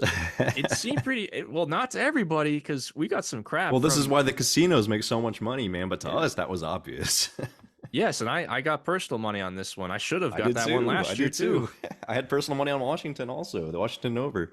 Yeah, so there's a couple things that stand out to us. Now Gonzo, now I will say Gonzo officially as of record, he took the under on Washington, but then after we recorded, he walked that back and he was like, "Hey, listen, I'll keep the official under." But Gonzo was even like, "Yeah, I got to flip that. Like I would change it back to over after he did his research and after we recorded." So I just want to say we were all in the Washington over. We did swing and miss on Oregon. Well, I say me and Gonzo, you did not swing and miss on Oregon. I'll give you I credit saw there. him coming, man. I saw him coming. I mean, you nailed the top of the Pac-12 here pretty well. And then towards the middle, Utah, Oregon State, I mean, they were both 8.5. We all said over, I, and they went eight and I I'm four. so upset with myself, Shu, because I'm pretty sure I was initially under on the Utes because of their schedule, but at the same time, I was thinking, man, it's Kyle Whittingham though. Like, and I saw you, and I saw like you guys were teetering to the over, and I'm like, screw it. Like they convinced me over. I should have went with my guns, man. But you know what? They both went 8 and 4, so these were like barely unders. And then you look at Oregon State, like think of some of the losses they had, like to That one was Washington. I so mean, shocking. I thought they would at least go 9-3. Oregon they were State. very close to going 9 and 3, so I'm not really upset about that. Washington State, holy crap, bro, what a doozy! Me and Gonzo on the over there. They start out 4-0, I was and all then they over that finished the one. year 1-7. I was nervous after the 4-0, but hey, I was all over that one in the preseason. I was right late in the season. I'm gonna toot my horn here on Arizona. I was the only one that believed in the Wildcats. You guys doubted, man. How could you doubt Jed Fisch? How could you doubt that man? Shame on you for taking the under 5 wins. Man, I will say in hindsight, in hindsight, it seems stupid, but at the time, we were looking at all they lost in the portal and how USC took their whole defense away. And then they were already low in efficiency metrics. So I was like, man, I know they've got some good receivers, but that's only going to make up for so much if you're getting scored on every possession. So, but hey, man, they wrote the ship, and credit to Jed Fish. That's why he's a great coach. I will say I didn't think they were going to be that good. I didn't think they were going to be 9-3, but yeah, it was pretty impressive. I think we all swung and missed on Arizona State. Man, that's one I wish I could walk back immediately after recording that and doing some more research. I was like, I felt pretty Yeah, bad about that one. Cal Colorado, looked a lot better than I expected to, shout out to you for getting the over on Colorado, though. I mean, they hit the over. They start out 4-0, and then they and just then didn't they win just a lost single out. game. I mean, man, if they just that Colorado State game, I'm gonna look back to that Colorado State game that went like 3 overtimes. I'm like, man, I don't know how the hell they won that game, but like if they did lose that game, like that's That's one under. extra. You know, Oof. you know, I welched so hard in this conference because I had a bold prediction that I welched on. I initially made a bold prediction about Colorado this year, and then I completely welched on it before we recorded. And I told you about this that Colorado would beat TCU in week one, and You TCU did. coming off the Natty. I said Colorado's going to beat them. If not, it's going to be a close loss. And I welched, man. I didn't want to put my face to the name on that and put it on the internet, but dang it, now I wish I did because I would have looked like Notre Dame. He did. I can verify that. It's not recorded, but I swear on my life, on my mother's grave, he did say that while we were not recording. But you know what? It is what it is. And then lastly, I think Stanford pushing here, I think was a pretty big surprise. We all thought Stanford was going to be pretty bad. And hey, listen, I Good think good coach. job. Yeah, good job by Troy Taylor. Like winning 3 games with that roster was impressive. Yeah, So absolutely. it looked like it was going to be like a 1-11 season. So shout out to them. Yeah. Troy Taylor ACC, exceeded yeah. at 3-9. ACC, we did a lot better this year. Gonzo and I did at least. Sand, man, you something about you in the ACC, like this conference is I just can never like, figure out this conference, man. listen, yeah, I honestly I feel like a lot of these were coin flips that just went in my favor because this conference is so hard to pick, especially the bottom half. But I'll listen. I'll say I was on the under on Clemson. I'll take that. I think over on Florida State. I think Florida State being at 9.5. I think we were all very comfortably like they're gonna win at least 10 games. So I didn't bet on that personally, but look in hindsight, it's easy to say that. But I think Florida State is one where I think we all were like, yeah, this is gonna be a pretty good team. UNC under, haha. I will take that one. Now I will say Yeah, for our post in the same way as Gonzo with the Washington one, post whatever the word is. Like when recording, someone how yeah, you award like someone like an award like after they die or something, like that's like post whatever the word is. That was me with North Carolina, and Gonzo was too. We kind of told Shub like, dang it, you're right. We should have went under. And we said that right after we recorded. But you know how with the Saturday Scholars, once we make it on here and it's on here, we honor it. So if we didn't change it, it's not recorded. It didn't happen. So yeah, we man, honor it. And hey, Shu was on top of that. we don't cheat on the test. We stay true to and honor our original predictions. Well, Louisville Granted, fans are going to my laugh in our betting face. money, my betting money that I put in real life was on UNC under because right after that I had to make up for it somehow. Yes, and I was very happy about that one. Now, Louisville fans can laugh in our face. Yes, we swung and missed big time on Louisville. We were on the under 8 wins, and they went 10-2. I mean, yeah, Louisville just flat out was better than we thought. I did not think they were going to be that good. And yeah, man, that's we just swung a miss on that. So Louisville Yeah. fans, you can laugh at us all you want. We doubted you. Miami, I mean, same old They story, man. Miami started off so good, and I thought this over. I thought I had you guys. I was like, yeah, they're going over. They're going to win at least 8, and then they just collapsed again. I mean, I don't.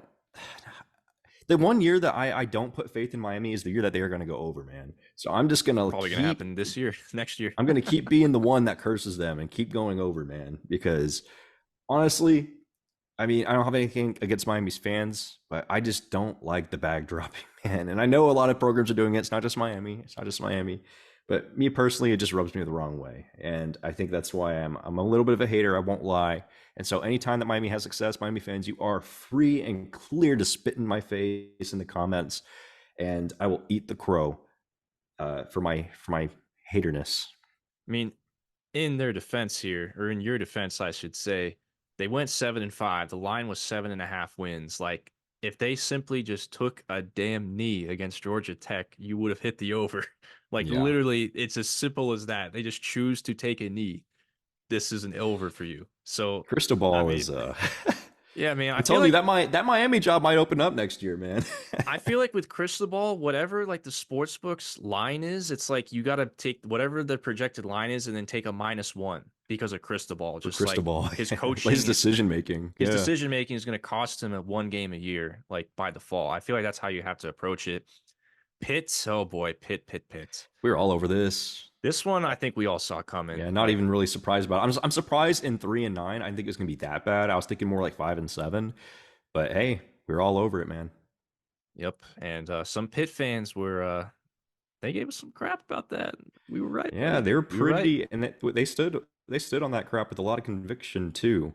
But but hey, we won't rub your nose in it. We won't. So the bottom of the ACC, this is where I feel like it was flipping coins. I will say this, I'll give you a shout out for Virginia Tech. You got the over on Virginia Tech. I was fairly confident in my under. I'll give you that one. And then I think the other one that we were all very confident, like this was arguably the most confident play I think we all had was the Duke over 6 wins, Mhm. which they did hit, but like They struggled to hit it. they lost Riley Leonard for a quarter of the season and they still hit the over. So it's like this would have been so much more comfortable if Leonard had never gotten hurt.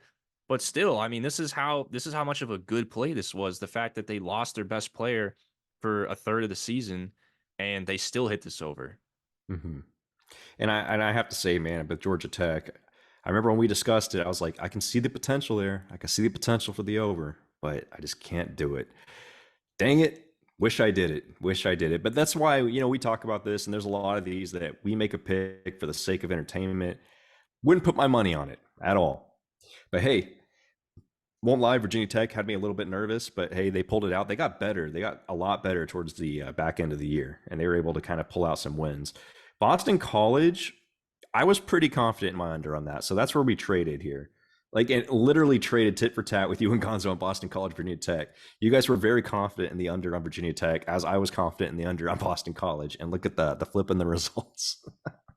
I mean, it was literally, and all it is just a half game difference. So the sports books really, I think, had those teams pegged pretty well. It's just we happen to be on the right sides of the coins here. This is that at least that's how I remember it being, man, especially with these bottom tier teams in the ACC Schubert, are every you still a year. fan of Mitch Griffiths?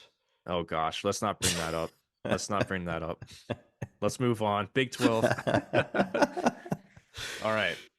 So the Big 12 now, listen, man, last year we did pretty well with the Big 12. This year, I think we all agreed that it was tougher to predict this conference going into this year because one, you're adding in four new teams, and Newcomers. two, And this league yeah, already has so much parity from top to bottom. and two, it was easier to judge teams because before the Big 12 was playing the full round robin, like everybody plays everybody. There's no hiding. Now it's like, okay, some teams can play team X and Y, but they don't play team Z and vice versa. So some of the schedules were lopsided.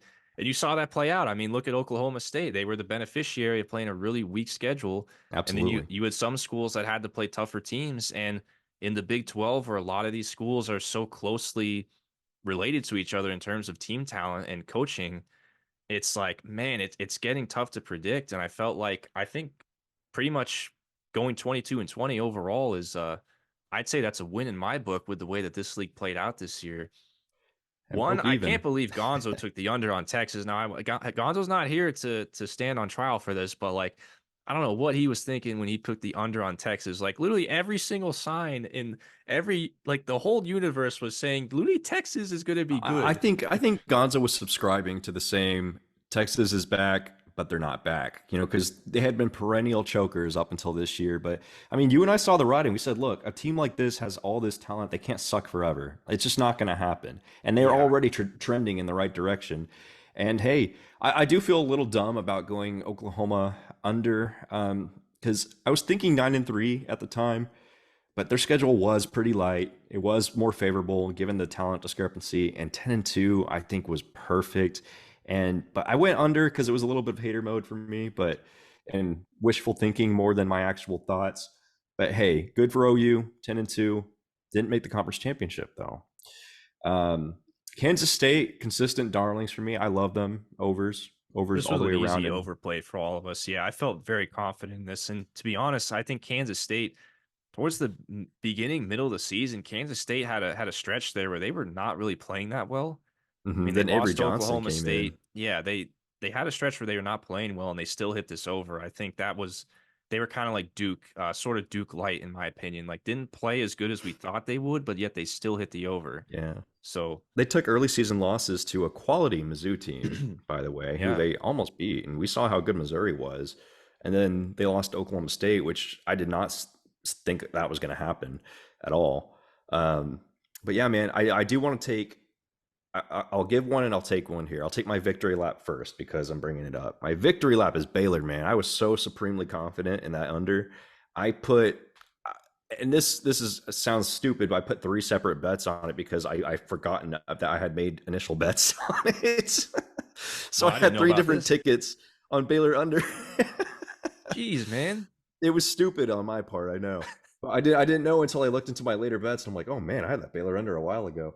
Um, and then, but yeah, so I was pretty proud of that. The one where I'll eat the crow is the UCF over that I took.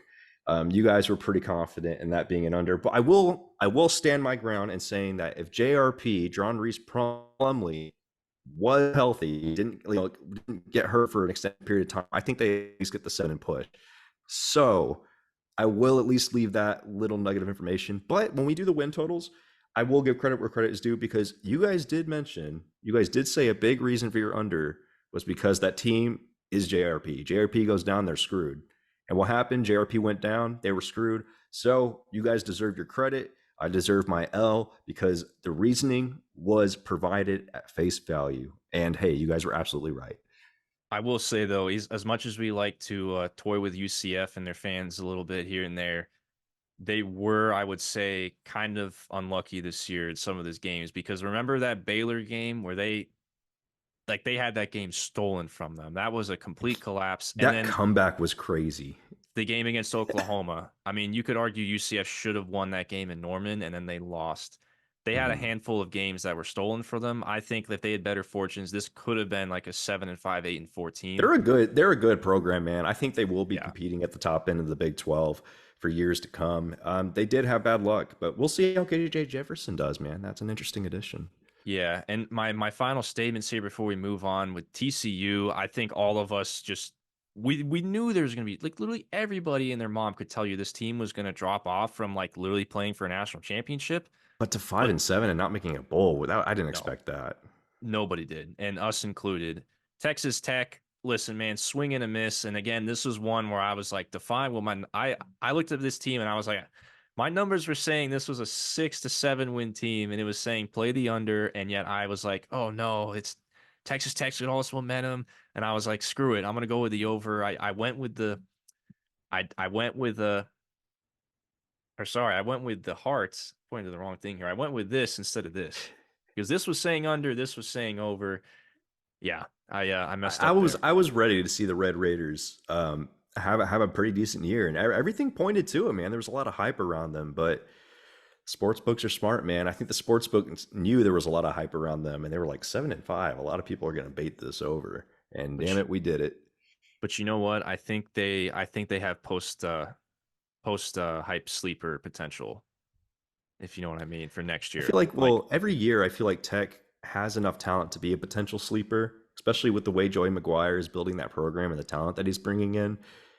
And so I feel like we're going to be having this conversation every year. But the question is, will they realize that potential under Joey McGuire? Or is he just a guy who can get you hyped up, pump up your fans? Everything runs through Lubbock except for wins. I mean, like we'll see. We'll see. Because Joey McGuire is a passionate guy. Hearing his speeches and all that, sometimes I wish my head coach would do that. But hey, my head coach, at least he gets better results. And As much as I criticize him, he gets it. Oklahoma State over.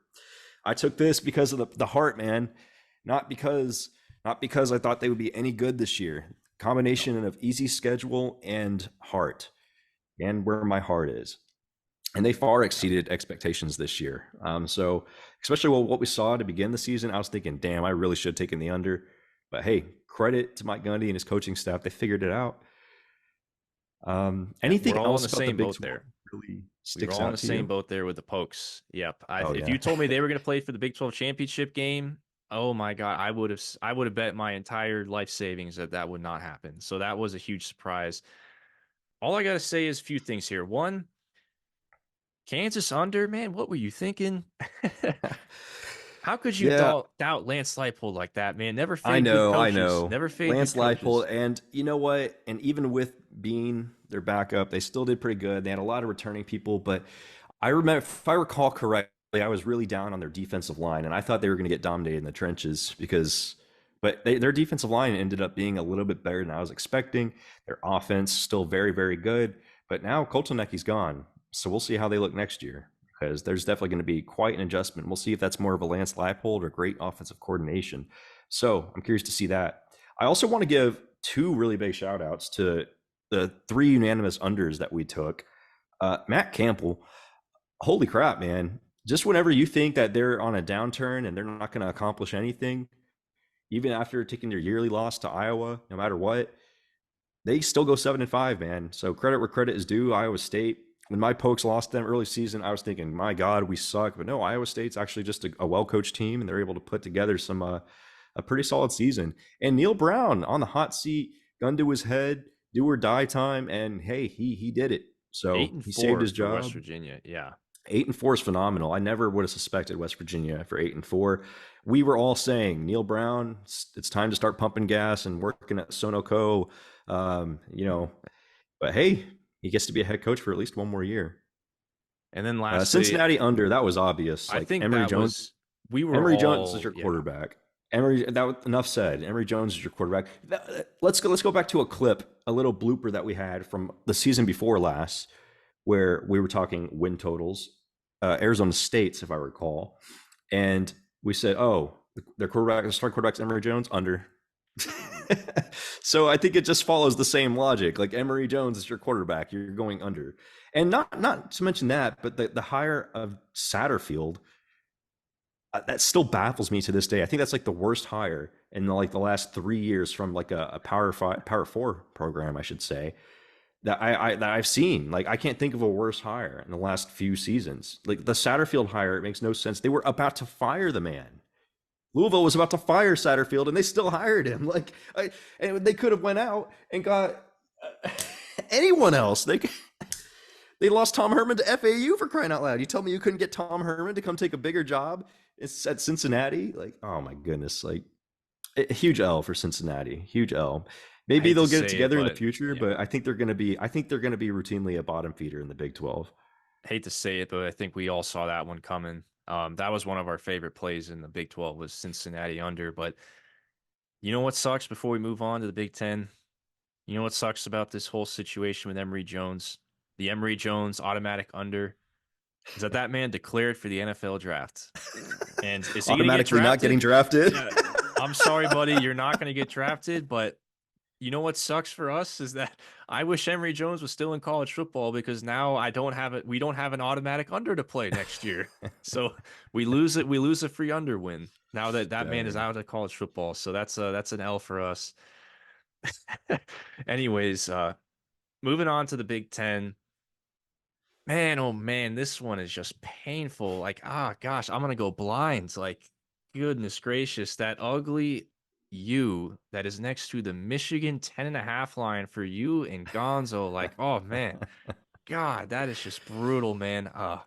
Listen, you stood at the podium and you ate it. You ate it pretty hard at the beginning of the pod, but like, good gravy, man. That's like as big of a swing and miss as there is the Michigan under 10.5 wins. Shame on me for believing in Penn State in any way, because my logic was that they can't beat Ohio State 3 years in a row. That's not going to happen, despite having their easy schedule. And then Penn State was going to shock them. That was my logic because they hadn't been tested up to that point because the first half of their season was easy. I was wrong, man. They won the damn natty. So yeah, I mean, credit where credit is due. Great job, Michigan. I'll eat my crow. Gonzo eats his crow too. With the side of I don't even know. I don't even know. But hey, Ohio State, you got to figure it out, man. Like you guys went from being like the like person who runs the Big Ten to being the little brother of the Big Ten. So you got to figure this one out. Penn State's like that annoying cousin that comes by, but like still can't really like eat at the big kid table yet. So I mean, hey, but now the Big Ten's gonna be really interesting next year. But let me just say this: Maryland over was something I was supremely confident in, but it didn't happen. And they started off so good. It didn't happen. Another one I was supremely confident in was that Michigan State under. I felt very good about that. I mean, when the lead singer of BTS is your quarterback, you don't have any chance in the world of accomplishing anything. I mean, Michigan State is in total rebuild right now, but we'll see. They did make a great head coaching hire, which we discussed. Shub, anything from this first half of the division here that you want to discuss from these totals? Two things. One, thank God the Big Ten is getting rid of divisions next year. So this is the Yes. last time I have to stare Yes. at this stupid That way Iowa compilation of doesn't teams. just by default win because like they're in a crappy division. Two, Rutgers over 4 wins, baby. That was one of my favorite plays, and let's freaking go, Greg And I'll tell you Schiano. what, man. And Rutgers. this is another one, man. That when we before we like recorded, I was telling you like, believe it or not, guys, I actually might go Rutgers over. Like I think it might happen. But then when the time came and the moment of truth came, I welched, and I said, you know what? It's freaking Rutgers under. It's 4 or under. And I regret that because I saw the potential there for sure for Rutgers to at least hit 5. I was not as bold to say 6 like you and Gonzo were, but 5 was so there. Like I saw it, man. Well, moving on to the West. So a few things here. One, I actually did pretty well. I went 5-2 in the West, which I'd say it's pretty hard to do given what the West is like every year. But The West is overall, crazy, yeah. overall, we did pretty well with the Big Ten. All three of us had a positive record, and overall, we were pretty good results there for the conference. And listen, for all the crap that we give Iowa, at the same time, like we still were over on Iowa. We still liked the team, given the It's just schedule and the it's line. a Yeah, byproduct of who they play, man. right. But we More than were we were anything. on And Iowa the being voodoo. good. Yeah. So I'll take a Northwestern. victory lap on Wisconsin. I thought Wisconsin was getting a little too much hype, but I will say that's probably going And to you were change. correct on that. I expected their offense to be so much better in year one, and it was not good at all. I So think that'll change moving into year two with Fickle, though. Like he's too good of a coach. That I think that's going to change quickly. I'd say we all swung and missed on Minnesota. I take blame for that because I feel like I influenced everybody with the Kaliak Manis hype, with actually, the Greek I, rifle hype. I did not like Kaliakmanis, but I still went over because I was What were on you PJ thinking? Fleck in their defense. PJ Fleck in the True. defense because my logic was look at the Big Ten West, look who the hell they have to play. I know they have a harder draw from the other side this year, but they still have to play like a bunch of. We thought Northwestern was going to be putrid. Purdue, like even though I took their over, I was kind of there like 4 or 5 wins. Nebraska, we didn't know what to expect from them. We thought, they would probably be a little bit better, but probably not great. It's Matt Rule's first year; he's got to build. Illinois lost a lot of talent and had questionable quarterback situation going on. So yeah, I saw it as definitely within the realm of possibility that they could just defense their way up there. I mean, that's what Iowa does. And the Greek rifle, the Greek BB gun, I absolutely thought he was a Greek BB gun, and it turns out that he is a Greek BB gun. He is no longer at Minnesota. I forget where he even transferred to. He went to shoot, somewhere in the G5. We'll throw it up on the video, but he went to a G5 school. I forget off the top of my head, but yeah, I think. But one last thing for me, I think Illinois. I paid the price of going homer mode thanks to the dynasty on Illinois. I was reaching for the stars there, and then I think the elephant in the room has got to be Northwestern. Like we were Dude, they are so like the confident, and we most picked. they're Remember, the we most did win hard to totals predict right program after. ever. Remember, we did this and we recorded this like right after Pat Fitzgerald had Mhm. stepped down. And we thought we were getting a freebie with that under. Exactly, and whew, that could be Eddie more further from the But hey, truth, still man. positive around the block here. But I will say this, man. Um, Northwestern is like the most. difficult team to predict on a year-to-year basis. They'll go from winning 1, 2 games in one year to going to the damn conference championship the next year, and then their coach getting fired to winning 7 games and going bowling. Man, I mean, outstanding. I mean, I never know what to predict with Northwestern. They are probably the legitimately. I think they're the most bipolar team in all of college sports. You never know what you're going to get with them. I do want to take. I'm a little bit proud of the Nebraska play that we all got the under on that, and that's because Nebraska, I think, was a little bit tricky this year because of Matt Rule. Like, we know how good Matt Rule is, but I'm glad that we didn't get fooled into that. We know Matt Rule is a builder. He's a grower, not a shower.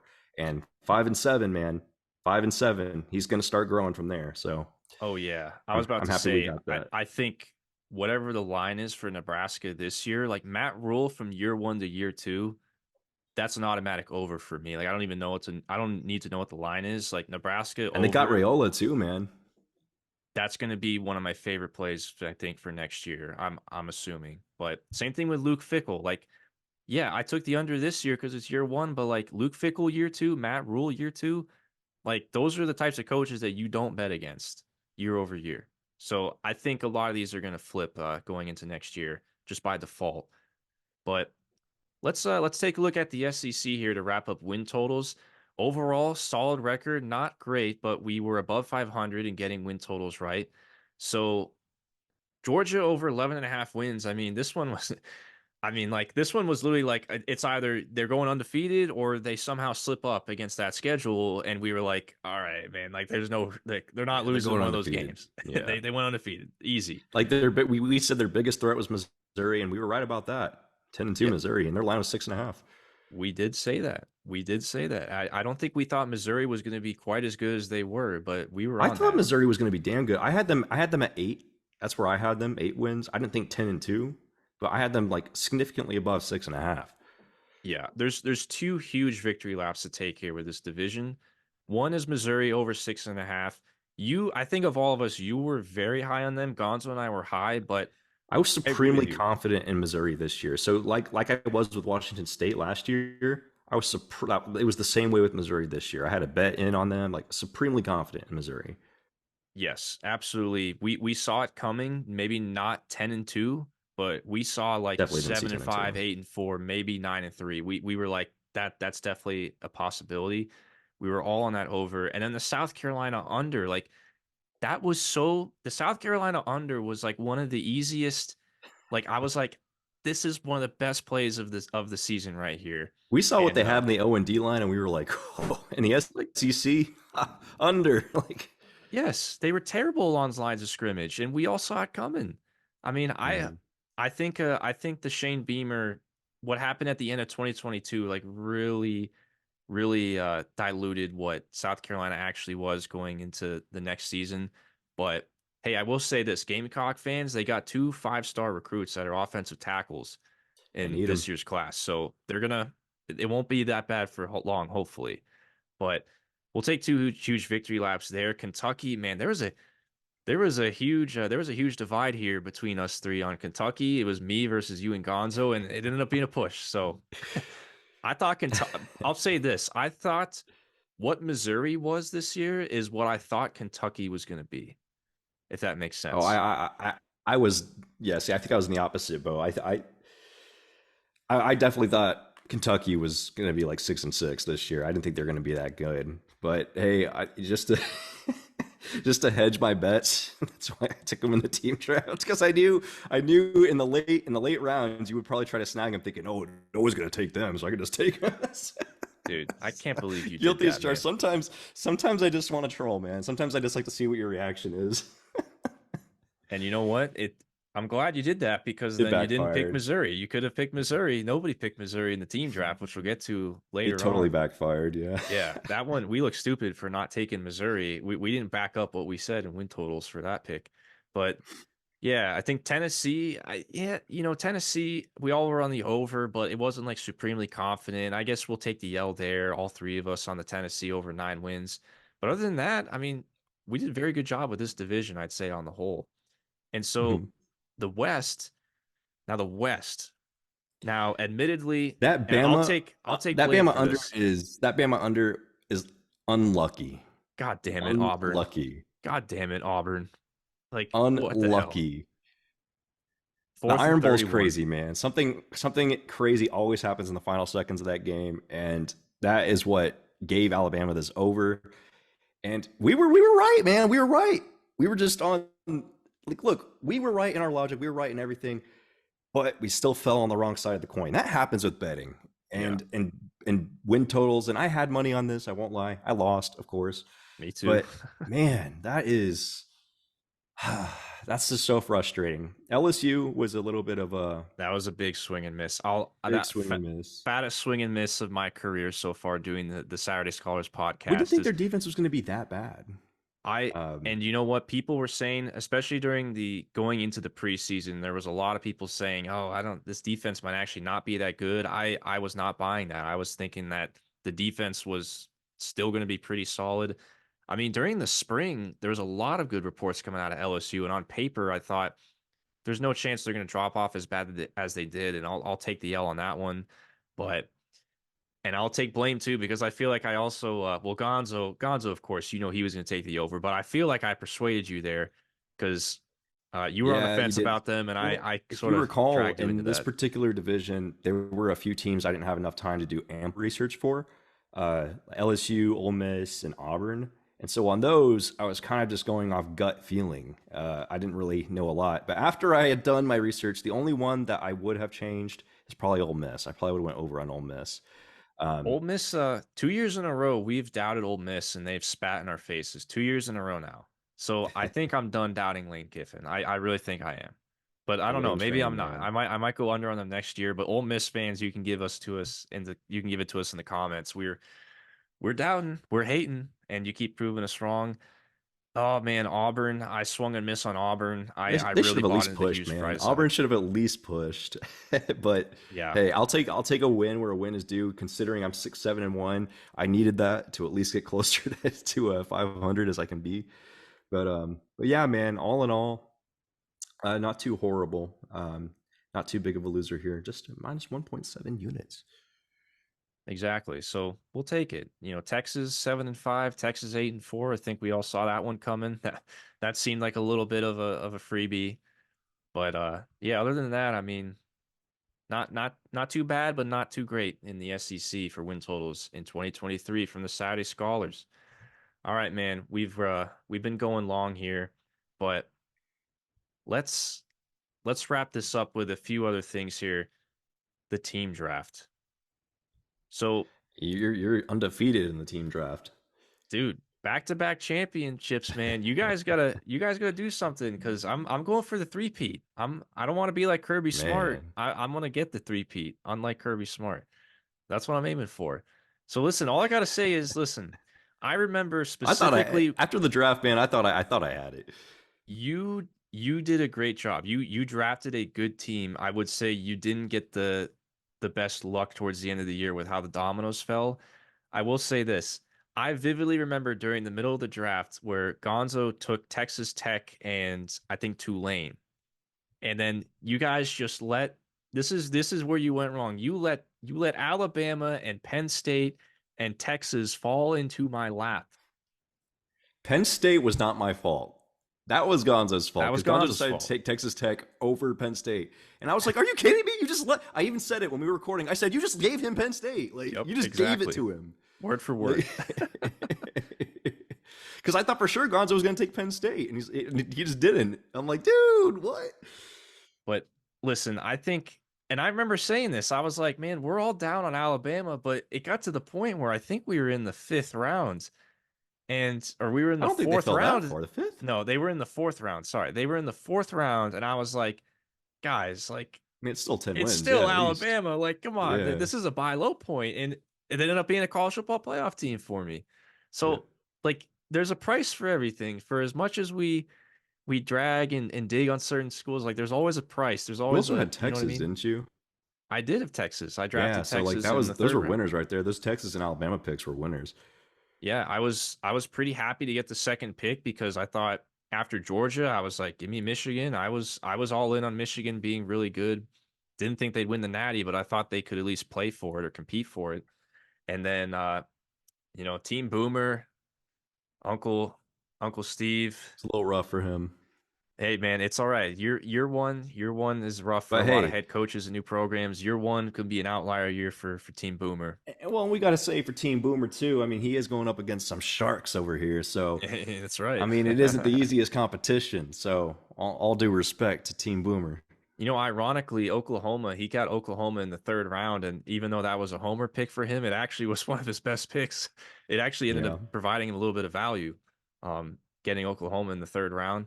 But yeah, all in all, man, you guys let me draft three of the four college football playoff teams. Like, I'm only going to accept can't let some it partial happen. accountability in that because I think some people made some very questionable picks that allowed for that to happen. Because if it were me, because I was drafting based upon my team sheet, I wouldn't have allowed that to happen if I were in their circumstances. But you know what though? Listen, Gonzo, admittedly, he took a that was a huge bust with Texas Tech, but he did getting Tulane, even though they didn't end up winning the AAC, it still was a 10-win team. And then Liberty in the fifth round was actually a gem because they racked up regular Oh season yeah, they points, did. Well, undefeated, I think we all knew everything. that too. I had Liberty high on my list. It was Tulane and Liberty. Like they're the best G5 options. And I I was trying to get them. I was going to take them in that same round that Gonzo took them, but hey, he G5 Gonzo for a reason. I mean, Gonzo made up for it, man. Like some of his picks actually hit really good. Like he got Louisville in the sixth round. Oklahoma State was a late round pick for him, which looked That one I horrible at thought was going to be a first. loser for him, but yeah, but that ended up being great for him. UTSA was solid once again. I mean, yeah, he had the swing and misses like Texas Tech and Auburn and South Bama and Minnesota, but he hit on Washington. He got Washington in the second round with the last pick of the second round. He got Liberty with great value. I mean, literally any three of us would have picked Georgia with the number one pick. Like I think he's just a victim of circumstances this year. Any of us four would have taken Georgia number one overall. I feel like Yeah. Gonzo overall had a good draft, and I think you overall had a great draft. Look at some of the G5 teams that you got, man. Like the value that you got on some of these late round picks. Like, SMU baby, yeah, you drafted Air SMU very Force. late. You got Air Force. That one, I can't believe how they sputtered out of control at the Yeah, that one very really end. cost me. SMU, Iowa ended up being very great for you. Oregon was a phenomenal pick. Florida State, I mean, Ohio State they didn't win the Big Ten, but I mean, it's not like you had a bad draft by any means. You just didn't have the teams that had the high CFP upside. And those teams that did, it just didn't fall in their favor. But you made up for it with a lot of those G5 picks. Like your G5 draft was an A plus this year. So yeah, I Well, I think got you next year, Shub. I got you next year. yeah, man, Let's you raise the guys, stakes next year, man. No $20. Let's do 50. I mean, I'll take it, man. I'm I'm I'm the only guy here that's won this challenge so far 2 years in a row, so I'm more than happy to raise the stakes here. I know. We're gonna That's have to why. Hey, change the man, scoring system. raise the stakes. Are you going to win three? You going to win three in a row? I mean, I feel like the odds would say, given how close the scoring like kind of comes down to at the end, I think the odds would say that it won't be your show next time. But if it is, then that's a payday. Hey, we're also gonna have to change the format a little bit next year because we're losing the Pac-12, so it's like we're not just gonna give somebody free Yeah, points for drafting Oregon Power State, you know. Four. Yeah, we're gonna have to do Yeah, that, and Power then Four. there's a 12-team playoff. So the way that we assign those playoff points, we're gonna have to think of a Just different additional scoring playoff system next wins. year. Yeah. Well, I think you just I get an extra point for playoff win. Yeah. Yeah, we'll cross that bridge when we get there. But let's go, man. Back to back, team draft champion right here, Shub. So going for the three-peat, unlike Kirby in 2024. All right. So conference championship predictions. So really quick, I think this was very interesting because we did this at the beginning of this year. We made a short about this one. Now I think we had some big hits here. I also think we had a couple misses. So with the ACC, I mean, to be fair, I think just about everybody outside of your maybe a Louisville fan or a North Carolina fan would have said, yeah, it's going to be Florida State versus Clemson in the title game. It was just a matter of which one do you like better, Florida State or Clemson. You and I were like the Knowles better. Gonzo had Clemson. We'll take the victory lap there. We got Florida State correctly in the ACC. The Big Ten. Now I find this very interesting, man. You were hedging, man. You I were know. the I totally hedge flip master. flopped. You're flip-flopping all over the place in these challenges. You're Well, because drafted. with the Big Ten, you know it's going to be Ohio State or Michigan. So I'm like, whatever. Roll the dice with Ohio State. If Michigan gets them, I at least got this pick. You know what I'm pissed about is I said this too on this podcast. The runner-up I originally had is Iowa coming out of the West. Mhm. But because I thought Iowa was the best team, but then when McNamara went out with the injury, that was right before we recorded. And like an idiot, I was like, oh no, McNamara is hurt. Like, oh, I'm going to pick Wisconsin instead, which was really Mhm. stupid because, I mean, yeah, as if Iowa's quarterback actually matters. Like, you could put me there and they'd go 10-2 and play for the Big Ten championship game if I played quarterback. So in hindsight, that was really stupid of me, but I really wish I got that runner My up. USC pick makes me feel like I lost some brain cells, or I was like maybe a little high that day, because like we discussed it. Like none of us thought USC was going to be that great, but at the same time, I was thinking, I don't know what I was thinking. There's no logical explanation. I have to go back and watch that video and listen to my rationale, man, because I don't understand why the hell I picked them. Yeah, I don't know what you were thinking either. I think what's really dumb is that none of us had Oregon in the Pac-12 championship Yeah. game, which in hindsight Hey, was shoot, really shoot. bad. You had them as a runner up. You had them in the championship game too. But yeah, man. Hey, all I gotta say is, listen, picking LSU to win the SEC was really dumb on my part. But you know what? I got You four had out of them. You five. had them in the playoffs. I got 4 out of 5 conference champions correct. So I'll take that, man. That's I'll take good. that. But I got 3. yeah, that's still pretty good. I think you and I obviously were on Texas. We talked a lot about that. Picking Oklahoma State in the Big 12 championship game, like literally nobody would have picked that. So Except for homers. yeah, I mean, nobody would have picked that. So I think all in all, again, man, I think we did pretty well. I think we did pretty well. So I'm proud of these picks outside of my LSU SEC pick, notwithstanding. Let's look at our playoff predictions. Gonzo's 14 playoff. Oh, I that is mean, rough. That is sorry, rough. oh dude, Clemson, For Gonzo. batting for 4 on that one. He got that 5 seed FSU on the dot though. Yeah, he did. He did.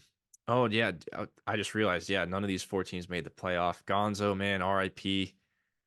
Ugh, rough prediction here, but that's all right. Hey, I also had It LSU in there. happens.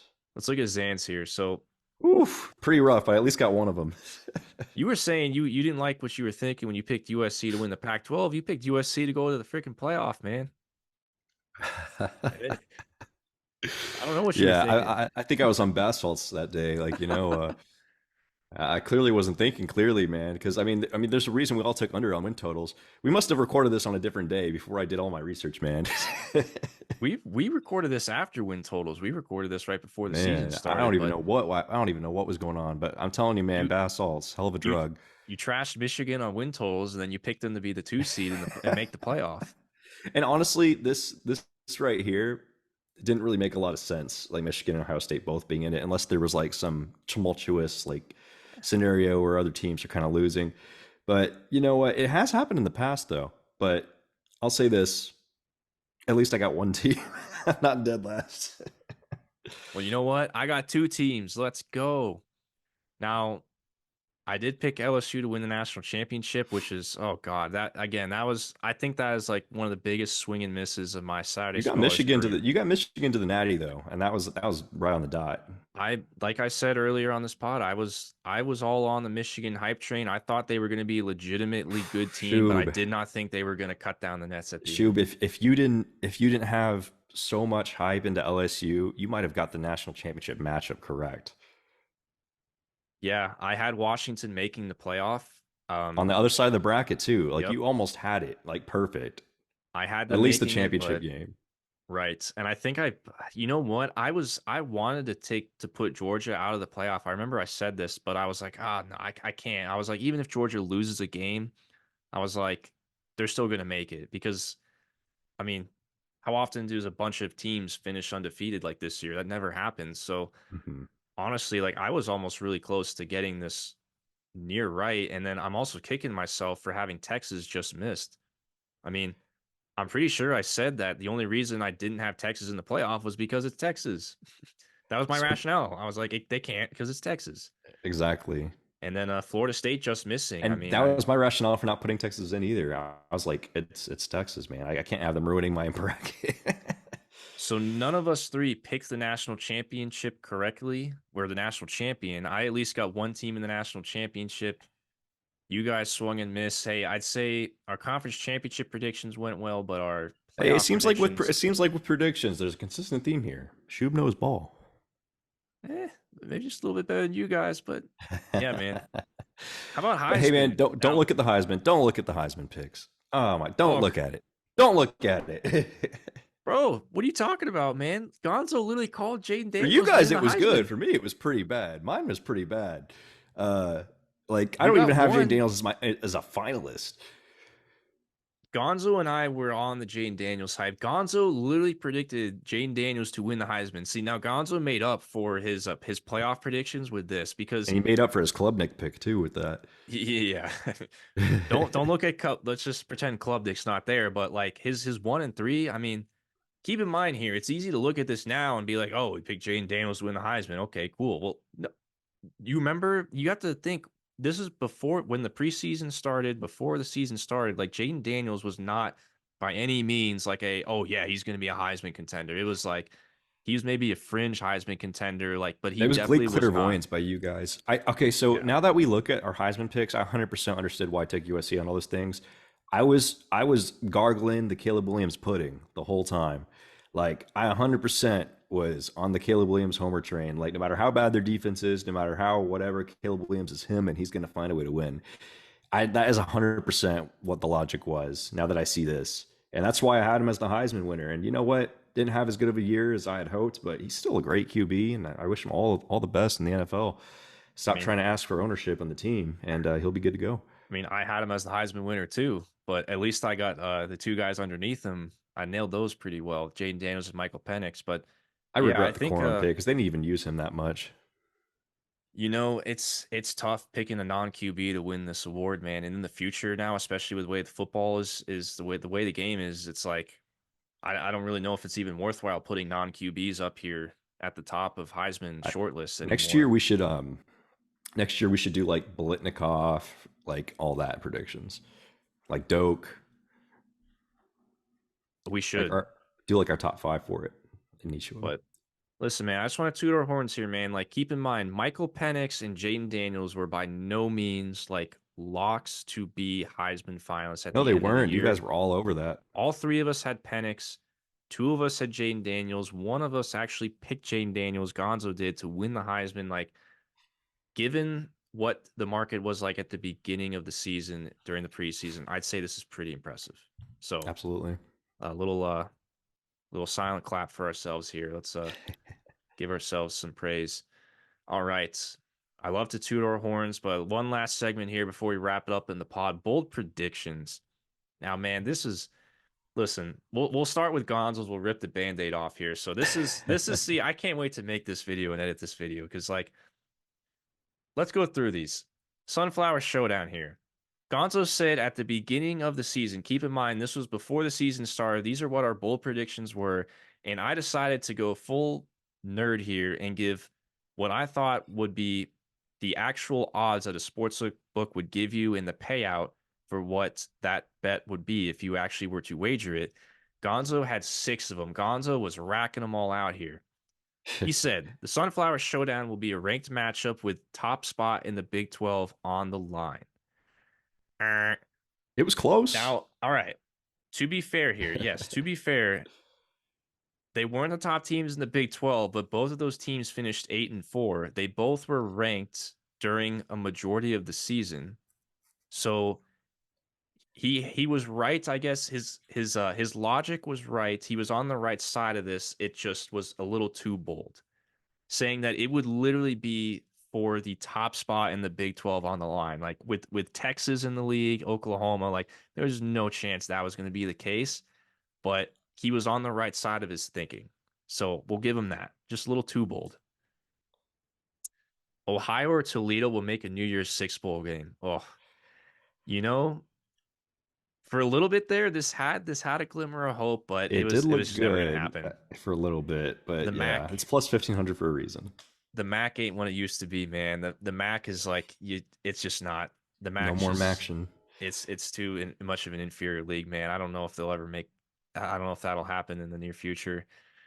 Duke will win 10 games in the Duke will win regular 10 season. games. That was derailed by injury. That one had a shot. It really did. Halfway through the year, I think we thought this one was going to hit. Gonzo was really hopeful this was going to hit. I mean, I think again, right side of the coin in terms of thinking, it was just a little too bold. So I'll give Gonzo props there. Louisiana Tech will make the CUSA championship game. This one was swing and a miss. Louisiana Tech, they didn't even make a bowl game. Yeah, they were bad. Yep, Gonzo Florida swing and Atlantic miss will make there. the AAC championship game. Uh, No. no. UMass will go 0 UMass and will go 12. 0 and I 12. thought that one had a shot, but no. I mean, did they? What we said this, but then we looked at the schedule and they played like Merrimack or something, and we're Yeah, I like, think I dude. think that was the one thing where he was like, "That's my one threat right there. It's Merrimack College or something." And they won their first game. I'm pretty sure they won. UMass won their first game of the year. I don't recall. I think they beat Old Dominion or someone like that, like right off the bat. Oh, I And can't this was forget. already dead. This Yeah, was like back in week 0 or something. Yeah, yeah.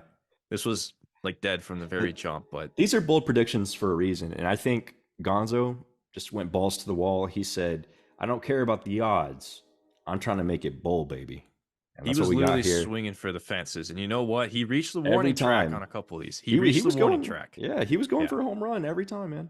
exactly. And I'll give him credit, man. That Duke one and the Sunflower Showdown, like they were, he was getting close, Yeah, man. Just need a little bit more juice in the bat. Zan, oh one boy. for one, baby. You know what? Hey man, I got to give you credit for this. I got to give you credit for this one, man. You came in and you were like, you know what? I just don't have it in me. Like I just can't. I can't for the life of me just throw out all these bold predictions. I have one in mind, and that's gonna be my one bold prediction. And you know what? It freaking hit. Because Cha-ching! I don't want to throw out a bold prediction if I don't think it has any chance to hit. Like that's the thing. I want to And throw it it out hit, if I man. think it's bold, but it will hit. Texas would beat Alabama. This was remember at the beginning of the season. He said in week 2 Texas was going to go into Tuscaloosa and beat Alabama, which remember at the time, Texas was like a 7-point dog. It was more likely than not they were going to lose that game. That was the perception. And he also said on top of that, they would win the Big 12 title.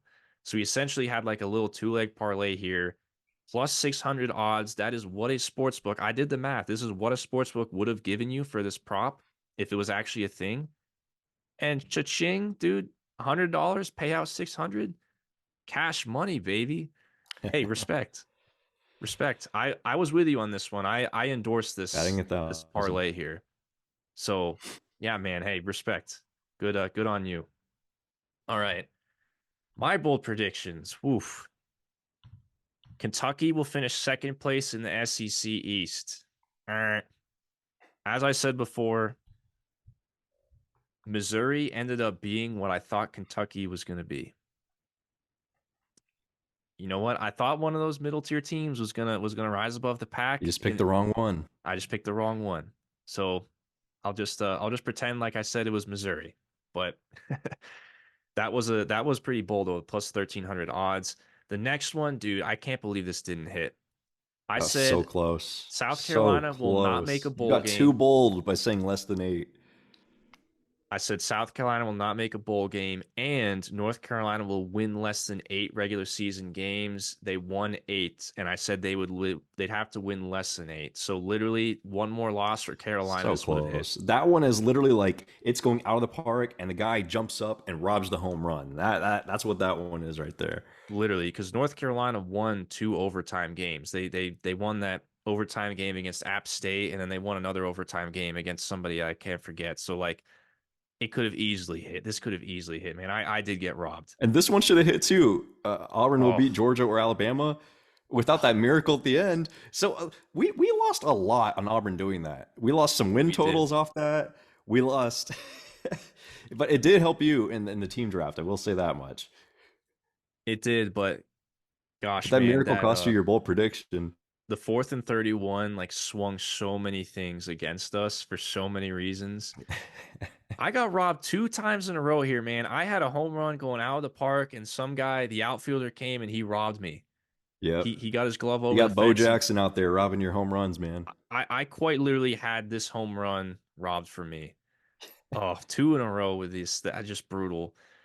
Navy will finish top 3 in the American. Swing and a That was miss. more like a strikeout, but yeah. That one, yeah.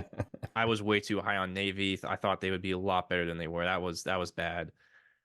This one, you know what, man? I have no regrets. But this one I was bold as hell. I This have one, I no think, regrets. I would give you better than plus 3,200 on that. Like that was so damn bold. I have no regrets. I have no regrets for this. And you know what? During a part of the season, like You there thought there was was a like chance. You did bring it there up. was You a were in that group chance. chat. You were saying, "Hey guys, you remember my bold prediction?" And I was thinking, "You're nuts. It's not going to happen." Still, like I was like, "It's not going to happen." You know what? But hey, man, I I love think the balls on that one. That is by far the boldest prediction that was made see this this is last why season. I like doing this is one of my favorite segments that we do at the beginning every year because I feel like it's like that creativity with these bold predictions, you know, I kind of it's fun. And I really thought, you know, this was a Hail Mary that I thought had a non-zero chance of landing. So that's all I'm gonna say. But I have no regrets with that one. But man, dude, I got freaking robbed here with this, man. I should have at least cashed one of these. So, but hey, better luck next year, I guess.